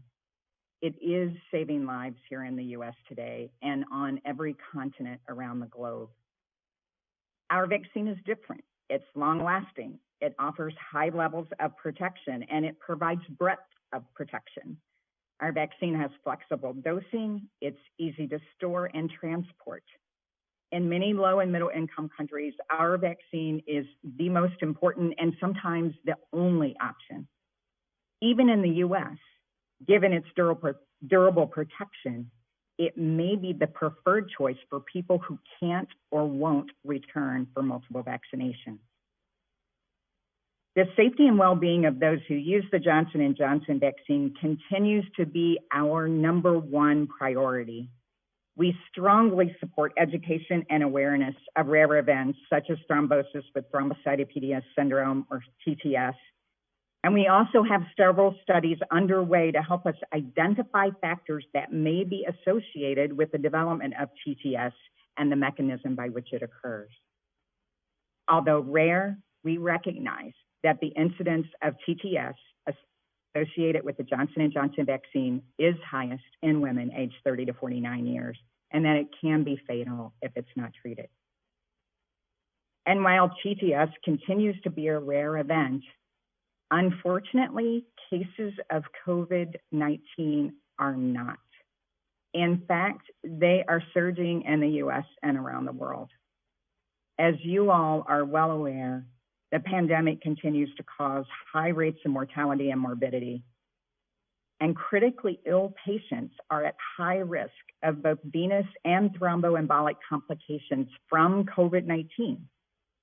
In fact, as a recent study from Oxford showed, an estimated 435 cases of CVST and portal vein thrombosis occur per million patients with COVID-19. These events occur more commonly in females, and the risk post-COVID-19, of course, is much higher than the risk observed post-vaccination. As COVID-19 cases continue to rise during this holiday season, there is a pressing need to protect those at highest risk. And although progress with vaccination coverage has been remarkable, right now in the US, fewer than 1 person in 5 is fully vaccinated and boosted. In the setting where many people do not return for a second dose or a booster, the durability of the single-shot Johnson & Johnson vaccine as a primary regimen could make crucial differences in saving lives in the US and around the world. There have been several studies of the real-world effectiveness following a single shot of the Johnson & Johnson vaccine. On this slide, I'm showing data from one of those studies that was conducted by Johnson & Johnson and recently posted as a preprint. These data are unique. They demonstrate that even a single shot of our vaccine provides durable protection against infections and hospitalizations through at least 6 months. The study also demonstrated a durable benefit across all subgroups of age, sex, and comorbidity. As we've learned about the durability of protection of the Janssen COVID-19 vaccine from real-world data across multiple studies, we are seeing the benefits in terms of cumulative deaths and hospitalizations avoided. As shown on the next slide, we modeled the benefit risk over 1 year, assuming 75% effectiveness across different transmission intensity scenarios. These data, modeled against being unvaccinated, showed a positive benefit risk across gender and age groups. This remains important for those who can't or won't return for follow-up vaccination. Efficacy against severe disease matters, and durability matters. A single shot of our vaccine also generates strong immune responses and long-lasting immune memory. These data are reflected in the immune profile of our vaccine. As shown in this slide, antibody titers peak later than the mRNA vaccines, and they persist and mature over time, increasing in breadth. There's a 12-fold rise in antibody titer when a booster is given just 6 months after the primary vaccination. We are confident in the durability of protection. Further, as shown in the bottom right of the slide, our COVID-19 vaccine has induced broad antibody responses against a variety of different variants to date in clinical studies. These data confirm the immune profile of our vaccine, both humoral and cellular. It is unique. Antibody titers peak later than the mRNA vaccines. They persist and they mature over time, increasing in breadth, as demonstrated also in this recent publication in the New England Journal of Medicine. T-cell responses also persist at least 8 months post-vaccination, and of course, we know their importance in the prevention of severe disease. The implication of the Janssen vaccine durability data, in contrast to published data on the mRNA vaccines, have not yet been fully evaluated and discussed today by this committee in terms of their potential impact on effectiveness. And this durability, this may be crucial in the setting we are in here in the US, where less than 20% of the US population are vaccinated and boosted. We noted that the committee described the lower level of effectiveness in comparison to the mRNA vaccines. We have seen even higher efficacy post-booster in global clinical trials. In fact, the efficacy after a Johnson & Johnson booster dose was 94% protection against symptomatic COVID-19 in the US and 100% protection against severe or critical COVID-19. We have a global vaccine, and the world is depending on us.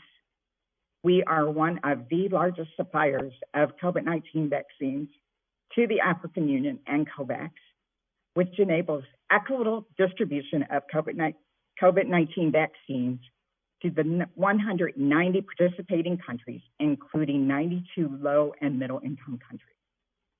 We have already shipped hundreds of millions of doses of vaccine, and we are committed to shipping hundreds of millions more in 2022. The Johnson & Johnson COVID-19 vaccine is a life-saving tool for individuals in high-risk populations and for those where follow-up for multiple vaccinations, this may be challenging or where available healthcare resources are low.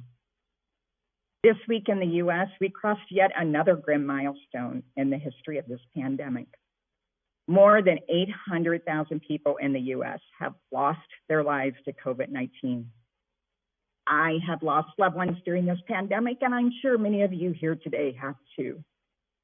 We must save individuals here in the US and facilitate equitable access both here and around the world. In the setting where many people do not return for a second dose or a booster, the durability of the single shot Johnson & Johnson vaccine as a primary regimen to make a crucial difference in saving lives in the US and around the globe. Thank you. Thank you, Dr. Heaton and Dr. Oliver. We will now open the presentations for questions. I'll call on ACIP members first.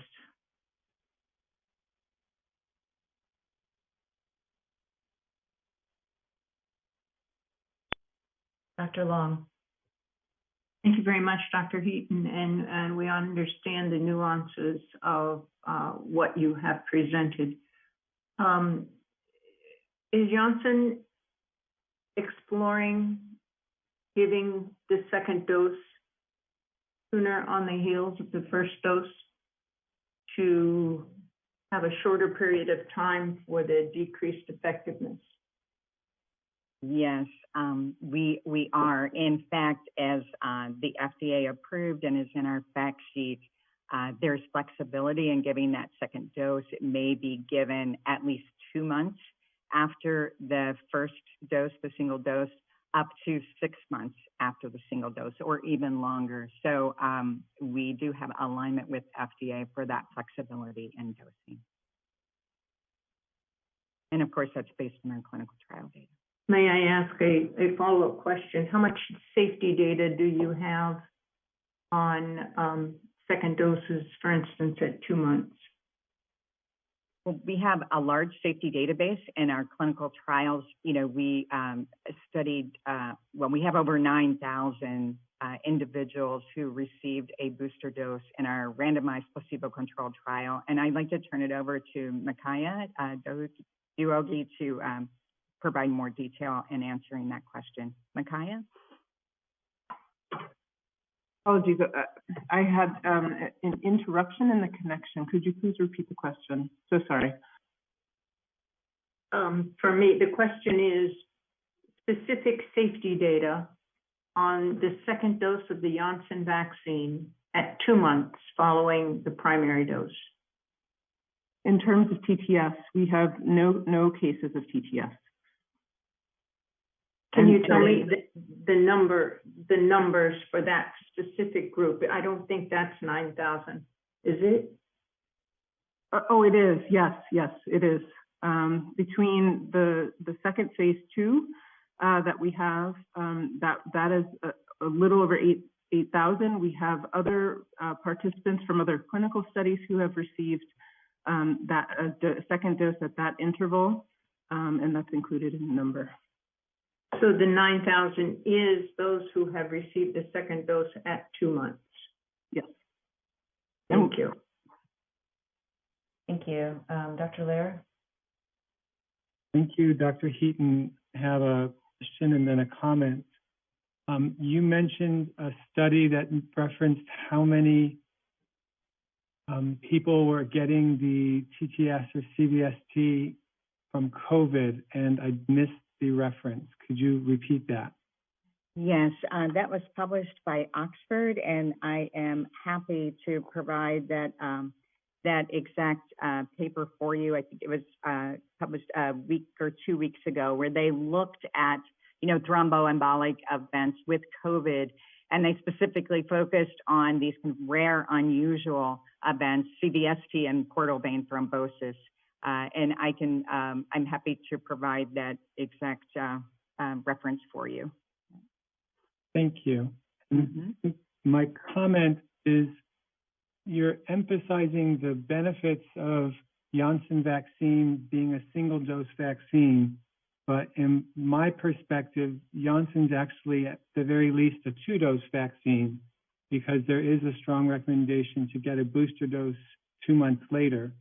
So even the people who only want to get 1 dose they still do need to come back at 2 months to get the recommended second dose. So I'm not as sure that your emphasis that it's only a 1-dose vaccine is as critical as you're pointing out.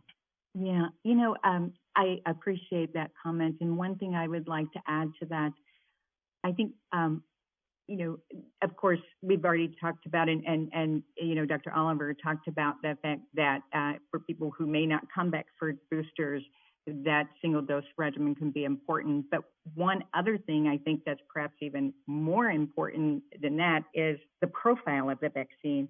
It's likely that that durability profile that we see with the single dose, that we're going to see the same thing after the booster. We just haven't had time yet because the boosters were just recommended in October.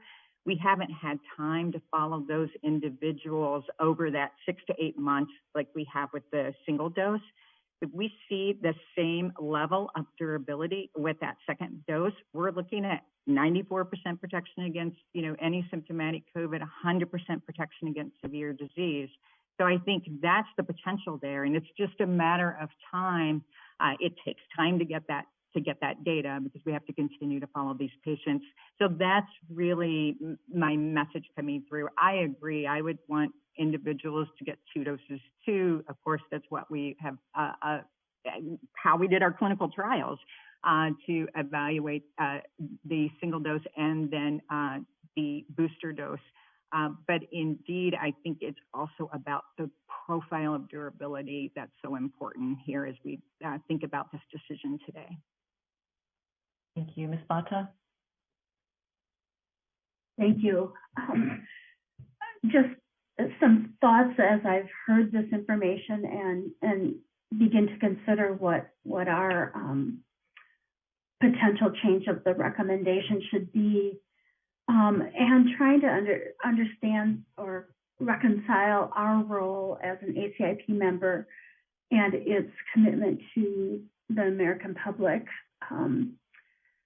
I also need to think about how our decisions impact global equity as well as national equity. I think, we are fortunate to have other vaccines available, but that isn't the case.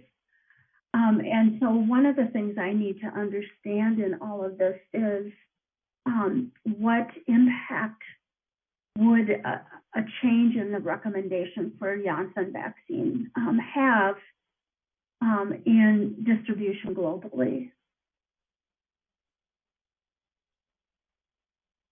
I don't know if anyone can answer that question, but I'll defer to Dr. Wharton to see if she has any comments.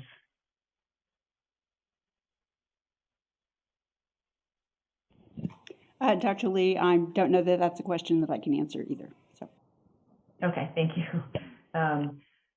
I think it's hard to predict what the future will look like. I'm not sure it's a one-to-one correlation, is my perspective, but recognize that we have a heavy burden and a great responsibility, both to the U.S. population as well as the global population.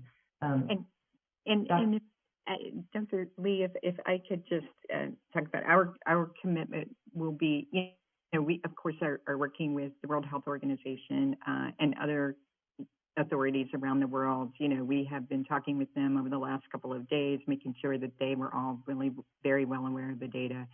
And we are committed to providing, the doses that I was referring to. I mean, we're committed to providing 900 million doses of vaccine globally, worldwide, to continue to address the COVID pandemic. So just wanted to share that information also. Thank you, Dr. Heaton.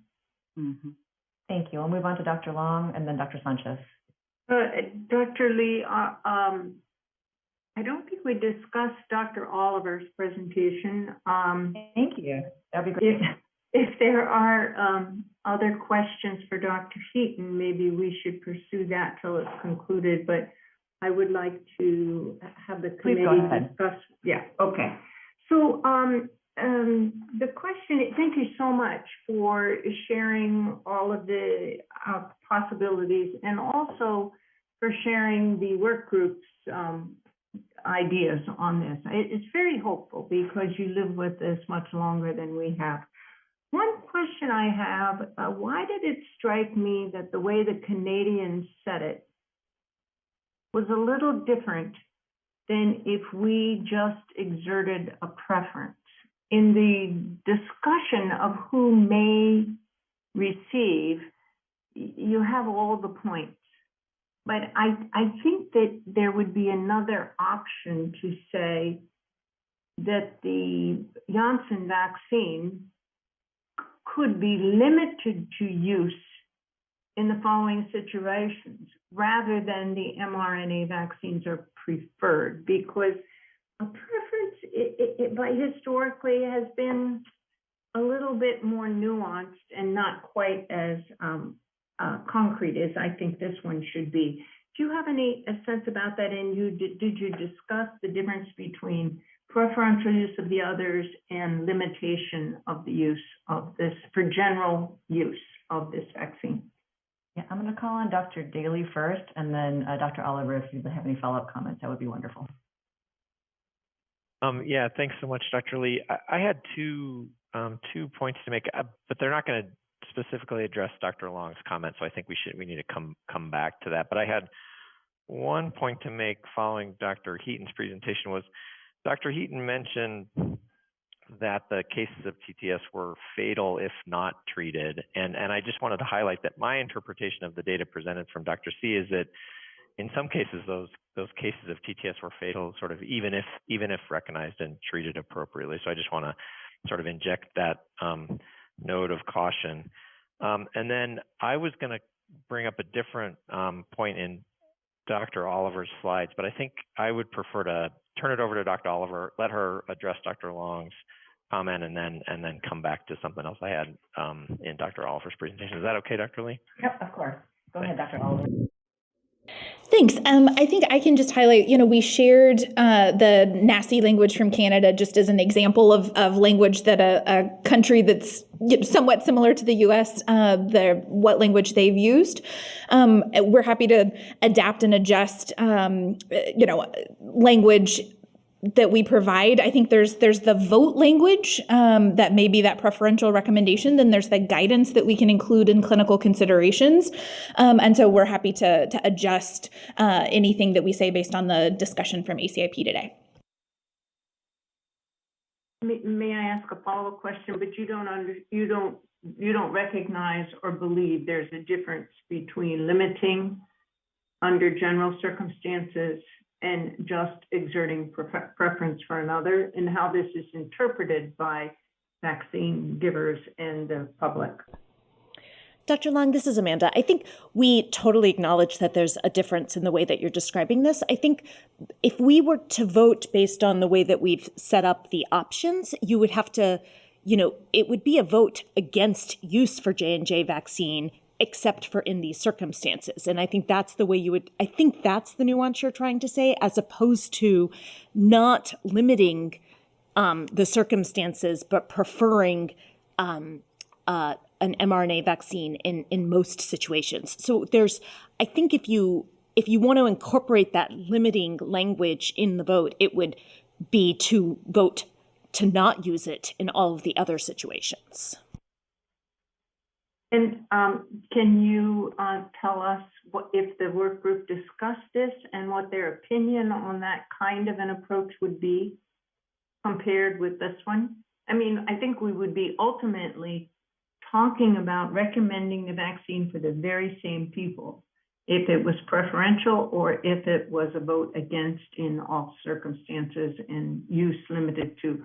I think we would all be saying the very same thing. It's how do you, and especially people at CDC maybe with more experience, how do you think that this is interpreted? Do people get it if you prefer that the other is to be used in a limited way, or do you think it's better to limit it? Thanks, Dr. Long. Ultimately, I think it would be great to hear from some of the liaison members around this, as many of them were involved in the work group discussions. I think there were discussions around limiting and what that would mean for an absolutely cannot be used in certain circumstances. And so I think you may hear from Liaison members today around kind of what their thoughts on those two options are. Great, thank you. Okay, I'm going to move on to Dr. Sanchez. Thank you. No, this is it's a very difficult decision-making process here, and really, I just cannot recommend a vaccine that it's associated with a condition that may lead to death. I think we have other vaccines that, it's not all about ease. I mean, we can no longer talk about just a single dose because, like it's been pointed out, it is not a single dose vaccine anymore. And we recommend boosters. And, so if we say then that should be preferred only for those who for some reason have a contraindication to the messenger RNA vaccines, then I think we should, that I can see that, but we have other therapies too. I mean, I hate to say this, but there's monoclonals and there's now pills that are being looked at for, early disease. I just have a real problem with the recommendation for anyone to give a vaccine that in 1 per 100,000 women in 30 to 49 years old will have a condition with a case fatality rate of 15%. And so I really have a problem. I am not recommending it to any of my patients' parents, and I tell them to stay away from it. The AstraZeneca Oxford vaccine has seen some cases with a second dose, and it may be the same thing as more of these booster doses for the Janssen product is given. I agree with Dr. Long that if we are going to keep this vaccine on a,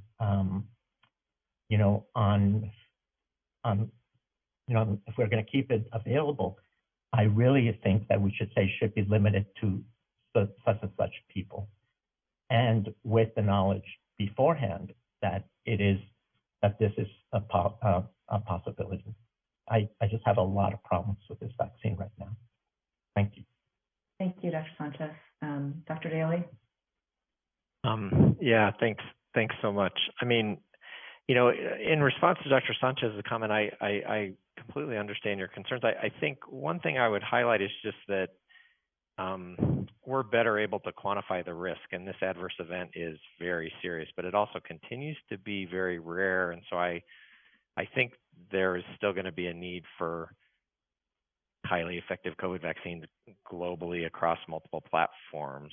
But that's sort of a general response to that. Then the work group did not specifically talk about the distinction between limited and preferential, although we're very acutely aware of the fact that the language choice is critically important. So I think we need to get more feedback from the group, including liaisons.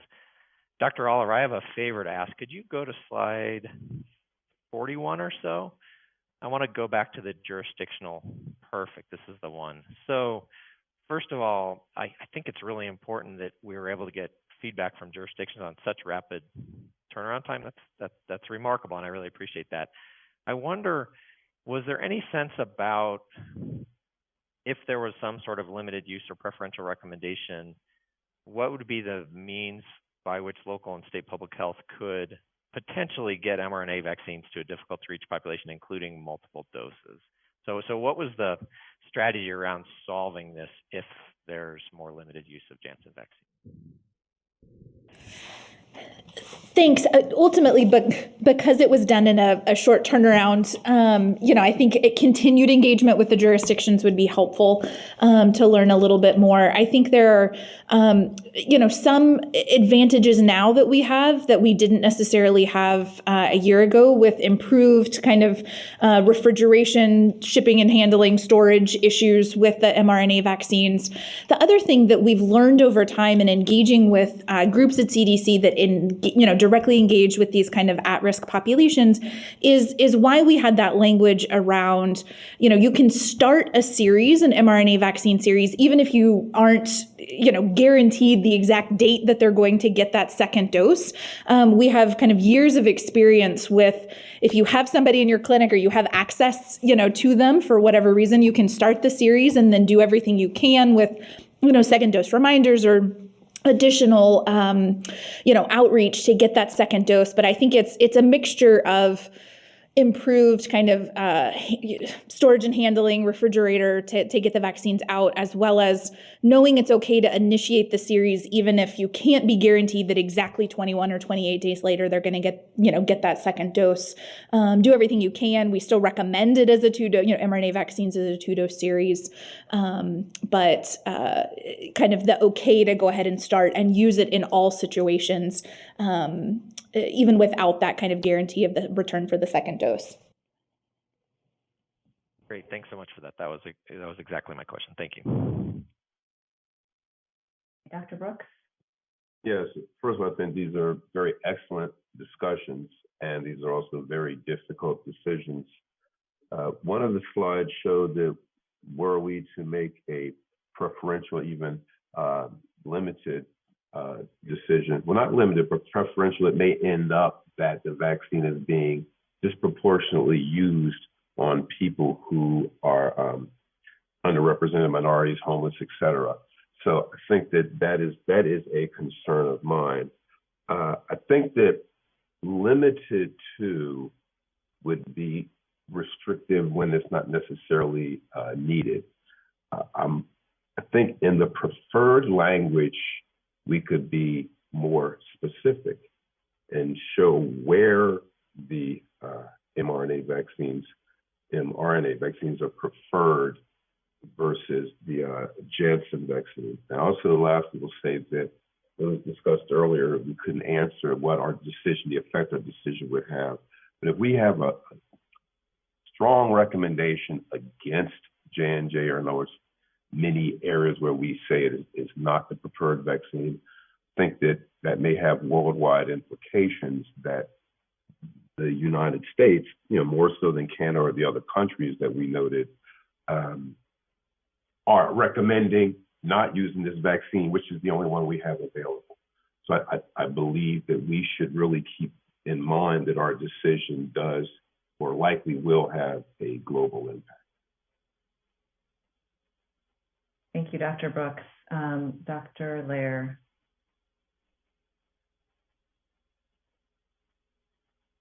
Thank you. I really respect Dr. Sanchez's perspective, and I recognize the drawbacks of the Janssen vaccine. However, I look at this as an issue of the trolley problem in ethics, where you're driving the trolley and you have to decide whether you're going to go down one track and have one person die or go down a different track and have 10 people die. So if you go to slide 21, if we take away the Janssen vaccine and people are choosing or cannot get the mRNA vaccines, we have all these complications from getting COVID disease.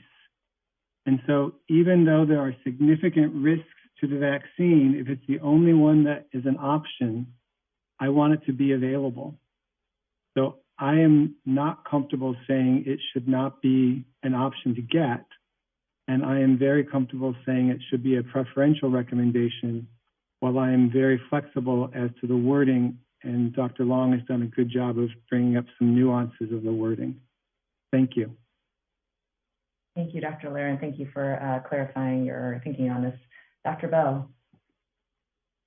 Yes, thank you. I just wanted to, give a sense of my own thinking on this subject and say that I think the bottom line is, on balance, I think making a preferential recommendation with additional guidance in the clinical considerations, to me, is the best route. I think I think like pretty much everybody else here, I don't feel comfortable in the context of plenty of mRNA vaccine around, not being clear, not having the ACIP make a clear statement that reflects the recognition that we have of the concerns about these rare but oftentimes fatal side effects. So I think that we need to strengthen that point.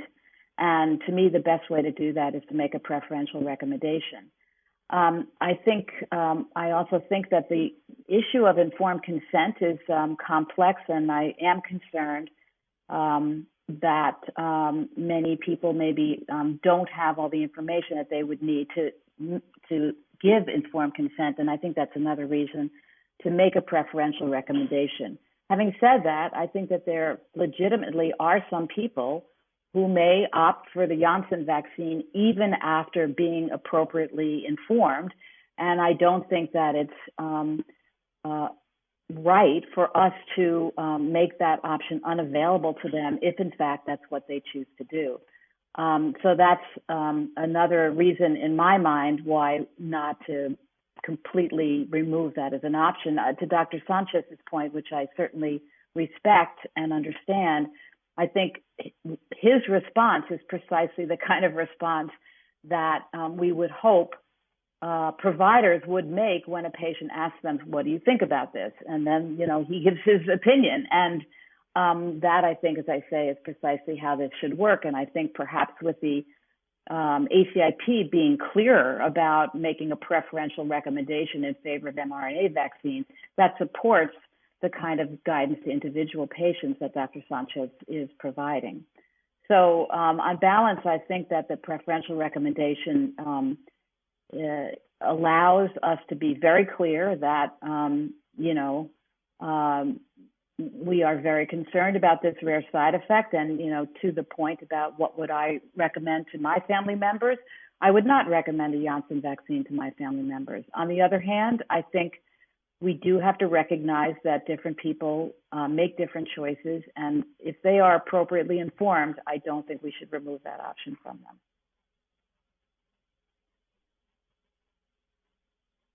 Thank you, Dr. Bell. Dr. Talbot.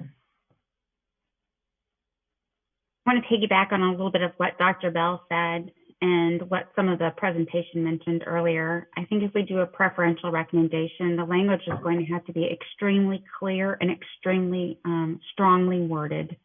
And the reason why I say that is because in the presentations, we talked about the advantages of this vaccine is that it's being used in populations that have very little say in their care, possibly lower health literacy and less access to care. So prisons, homeless, rural areas. These are people who don't have the same health literacy and access to health care. It makes me very concerned that it'll get used because it's easy.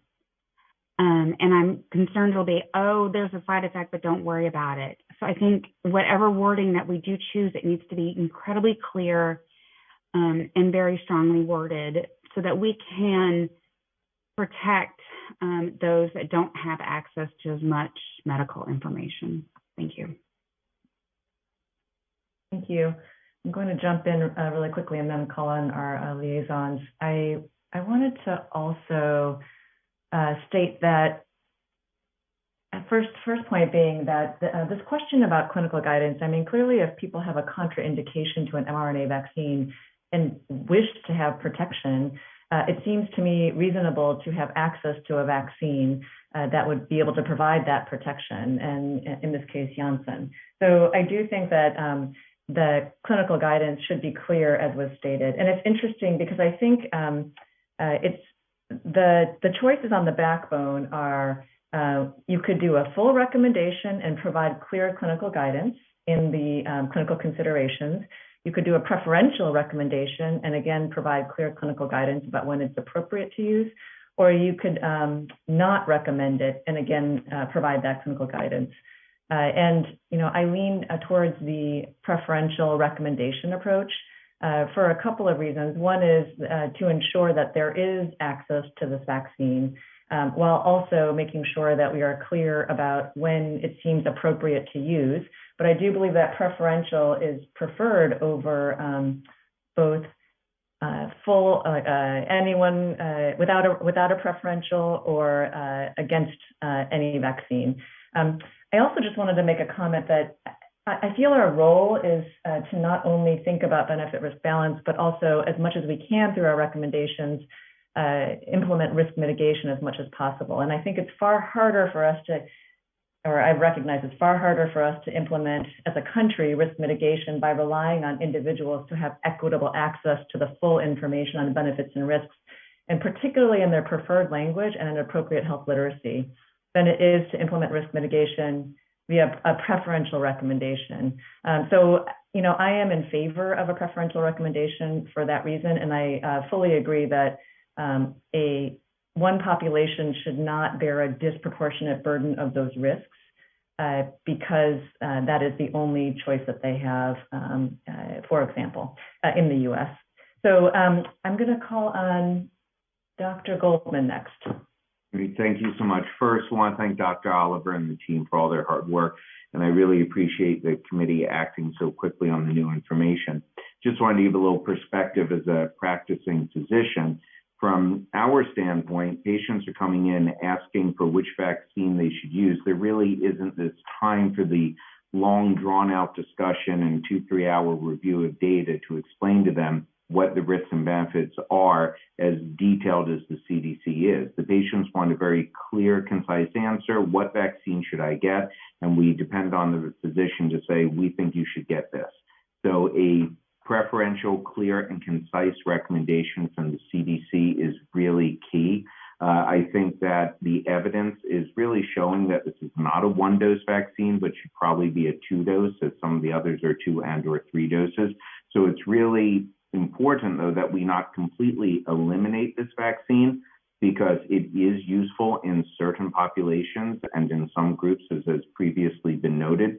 The risk of TDS is extremely rare, but at the same token, it is in existence and does occur. So I think it's absolutely appropriate for a preferential recommendation, with the caveat that this vaccine can be used in some populations.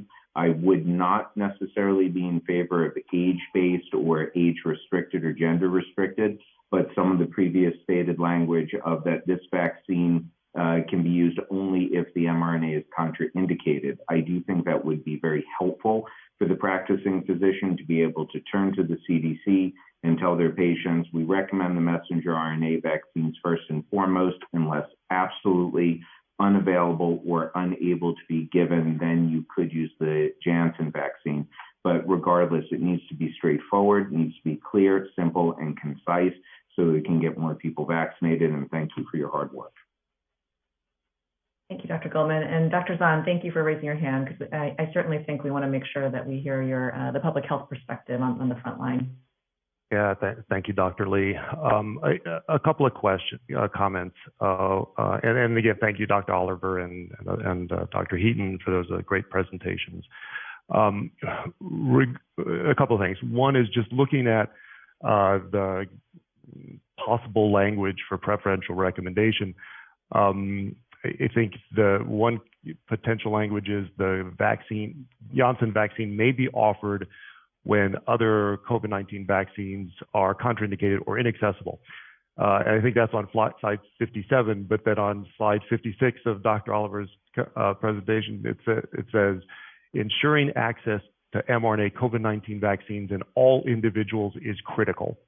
So those two comments kind of work a little, against one versus the other. And I must say, from a local public health standpoint, at my agency, and I think a lot of agencies around the country, once there were concerns raised about J&J, we had real concerns about just offering that vaccine to disadvantaged populations, homeless populations, jail or prison populations, for the exact reason Dr. Brooks mentioned, and I believe Dr. Talbot mentioned as well. The ethical issues associated with just offering that vaccine with potential risk for that population because of ease, that's hard to justify, for us. And I think I would presume that from local public health standpoint, when you're, we can see, for the general, guidance that is likely, that seems to be coming from this conversation, I think by and large, we will be we're making every effort to offer mRNA vaccines in all of those settings. You know, the logistics are what the logistics are, but I think by and large we should be able to offer them, and I think that's what we're going to be doing, particularly because now so many of us feel like it's a 2-dose vaccine in any case for J&J. So I think that we're going to be emphasizing more the ensuring access as opposed to trying to figure out situations where it's inaccessible. Other big question in that comment is, I think, in the possible recommendations is, I believe, recommending when the person still prefers to receive, people who would prefer to receive Janssen COVID-19 vaccine despite safety concerns identified. And I certainly understand Dr. Goldman's concerns and need for very specific guidance. I guess I tend to agree with Dr. Bell in our experience, which is that every single day we have patients who are coming into our public health clinics who are really saying, I don't want the mRNA vaccine for a variety of reasons, not contraindications, but those reasons, and I want the Janssen vaccine. And we are giving that vaccine to people every day who would seem that at least some of the time they will remain unvaccinated. And I don't know how many they are, but that is happening. Understand totally the questions or issues in terms of implementing that sort of preferential recommendation. But there are people who wouldn't end up being vaccinated if Janssen vaccine does not continue to be available, despite all the concerns that are being noted. So, thank you. Thank you, Dr. Zahn. I see 2 more hands raised, and I'm going to do a last call for hands right now, but I'm going to actually ask Dr. Oliver to put up vote language just so we can have it on screen. We are not going to vote now. I'm going to clarify because we need to go to public comment, which we are behind on schedule. We're behind our schedule on. So I want to move to public comment and get back to the vote, but I just wanted to put this up so the members could look at the language on the slide and then be prepared to make sure we are comfortable with that language when we move to the vote section. So Dr. Long, please go ahead. Yes, I thanks for this, allowing this discussion, Dr. Lee, and I am coming around to preferential as long as it's stated clearly enough.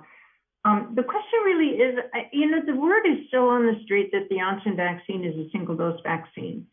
I remember when we discussed the flexibility in the second dose being as early as 2 months after, but Dr. Heaton inferred that somebody had recommended it be given at 2 months, and I don't remember that. And I don't know that I would be sure of the safety of that with 9,000 only studied. But and I agree with Dr. Zahn, there are some people who just are afraid of the M of the RNA and would otherwise be unvaccinated. So I totally agree with there being allowed to be flexibility if after everything is said and done and they know the risk, they still want that.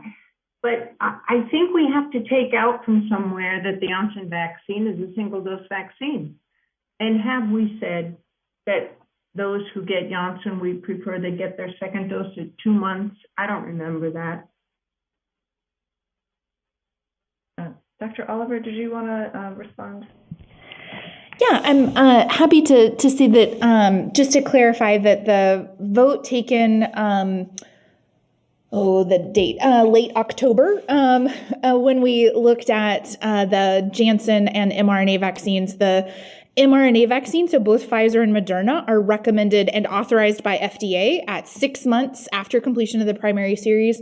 And the Janssen booster is authorized and recommended at 2 months or more beyond completion of the primary series. That is the language that's in the FDA, and that is the language that ACIP voted on the last week in October. So we never recommended it early. We never recommended it at 2 months. The language is 2 months, at least 2 months. Yeah. Yeah. But I don't think the public thinks of it that way. They think of it still as a single dose and then 6 months later. But although sustainable, you're at a lower level of protection for 6 months. So I think somewhere that ought to be clarified, so people don't have this notion that the Janssen vaccine is one dose good to go for 6 months. Thank you. Yeah, I think your point is that functionally, in order to optimize protection, it's really not really a one-dose vaccine. I mean, we could talk about what that means also for mRNA vaccines another time. I'm going to call on Dr. Fryhofer and Dr. Duchin, and I think we're going to plan to close this part of the discussion section, and then we'll be open it later after public comment. Sandra Fryhofer, practicing general internist, American Medical Association, but speaking as a practicing physician, I really appreciate ACIP calling this emergency and getting this data out there promptly to the public about this rare but deadly TTS risk, and the fact that it's not just limited to young women, that it crosses all ages and both sexes. And this whole process should increase confidence in our vaccine surveillance system. When we talked about this vaccine at earlier meetings, it was recommended by ACIP under FDA's EUA, and then the CDC went out there and clarified in the clinical guidance the increased risk in women age 18 to 49. And I agree with several of the speakers that it's not one dose and you're done. It's one dose and you still need another. And I think that really is the piece that many of our patients are missing. This was approved under FDA's EUA, and I would really hope that FDA would take a second look at that and make it a 2-dose vaccine. That would clarify the reality check that we've all been sort of talking about today. I do think this vaccine needs to be made available for ease of storage and transportation. Also, the fact that we need a variety of vaccine platforms. We don't know what variant is next or what twist or turn that the COVID pandemic will take. But I do think we need to make sure that our patients are aware of this rare but deadly risk, and it's not just limited to young women. And this is not just a one dose and you're done. It is a one dose and you still need another. Thank you. Thank you. Dr. Duchin. Thank you. I just want to also agree with the preferential recommendation strategy that preserves the availability of this vaccine for those who would not otherwise be immunized or prefer it with adequate understanding of the risks and benefits. I'm also really impressed by the discussion around the need to include the second or booster dose in the messaging around what is necessary for full protection. And I hope we can get back to the discussion of whether that should be part of the definition of fully vaccinated. It appears from the conversation that many of the members feel that the booster dose is essential to be fully protected. And I think it would add a lot of clarity for many to understand whether or not that booster dose really is necessary to be fully protected and fully vaccinated. Thank you. Thank you very much. We are going to take a break before we then go to public comment. So Dr. Wharton, I think it's okay if we take 10 minutes. So how about we say 49 minutes after the hour? I recognize we are running behind, but we will get to the vote. Thanks, everyone. 49 minutes after the hour. Thank you, Dr. Lee.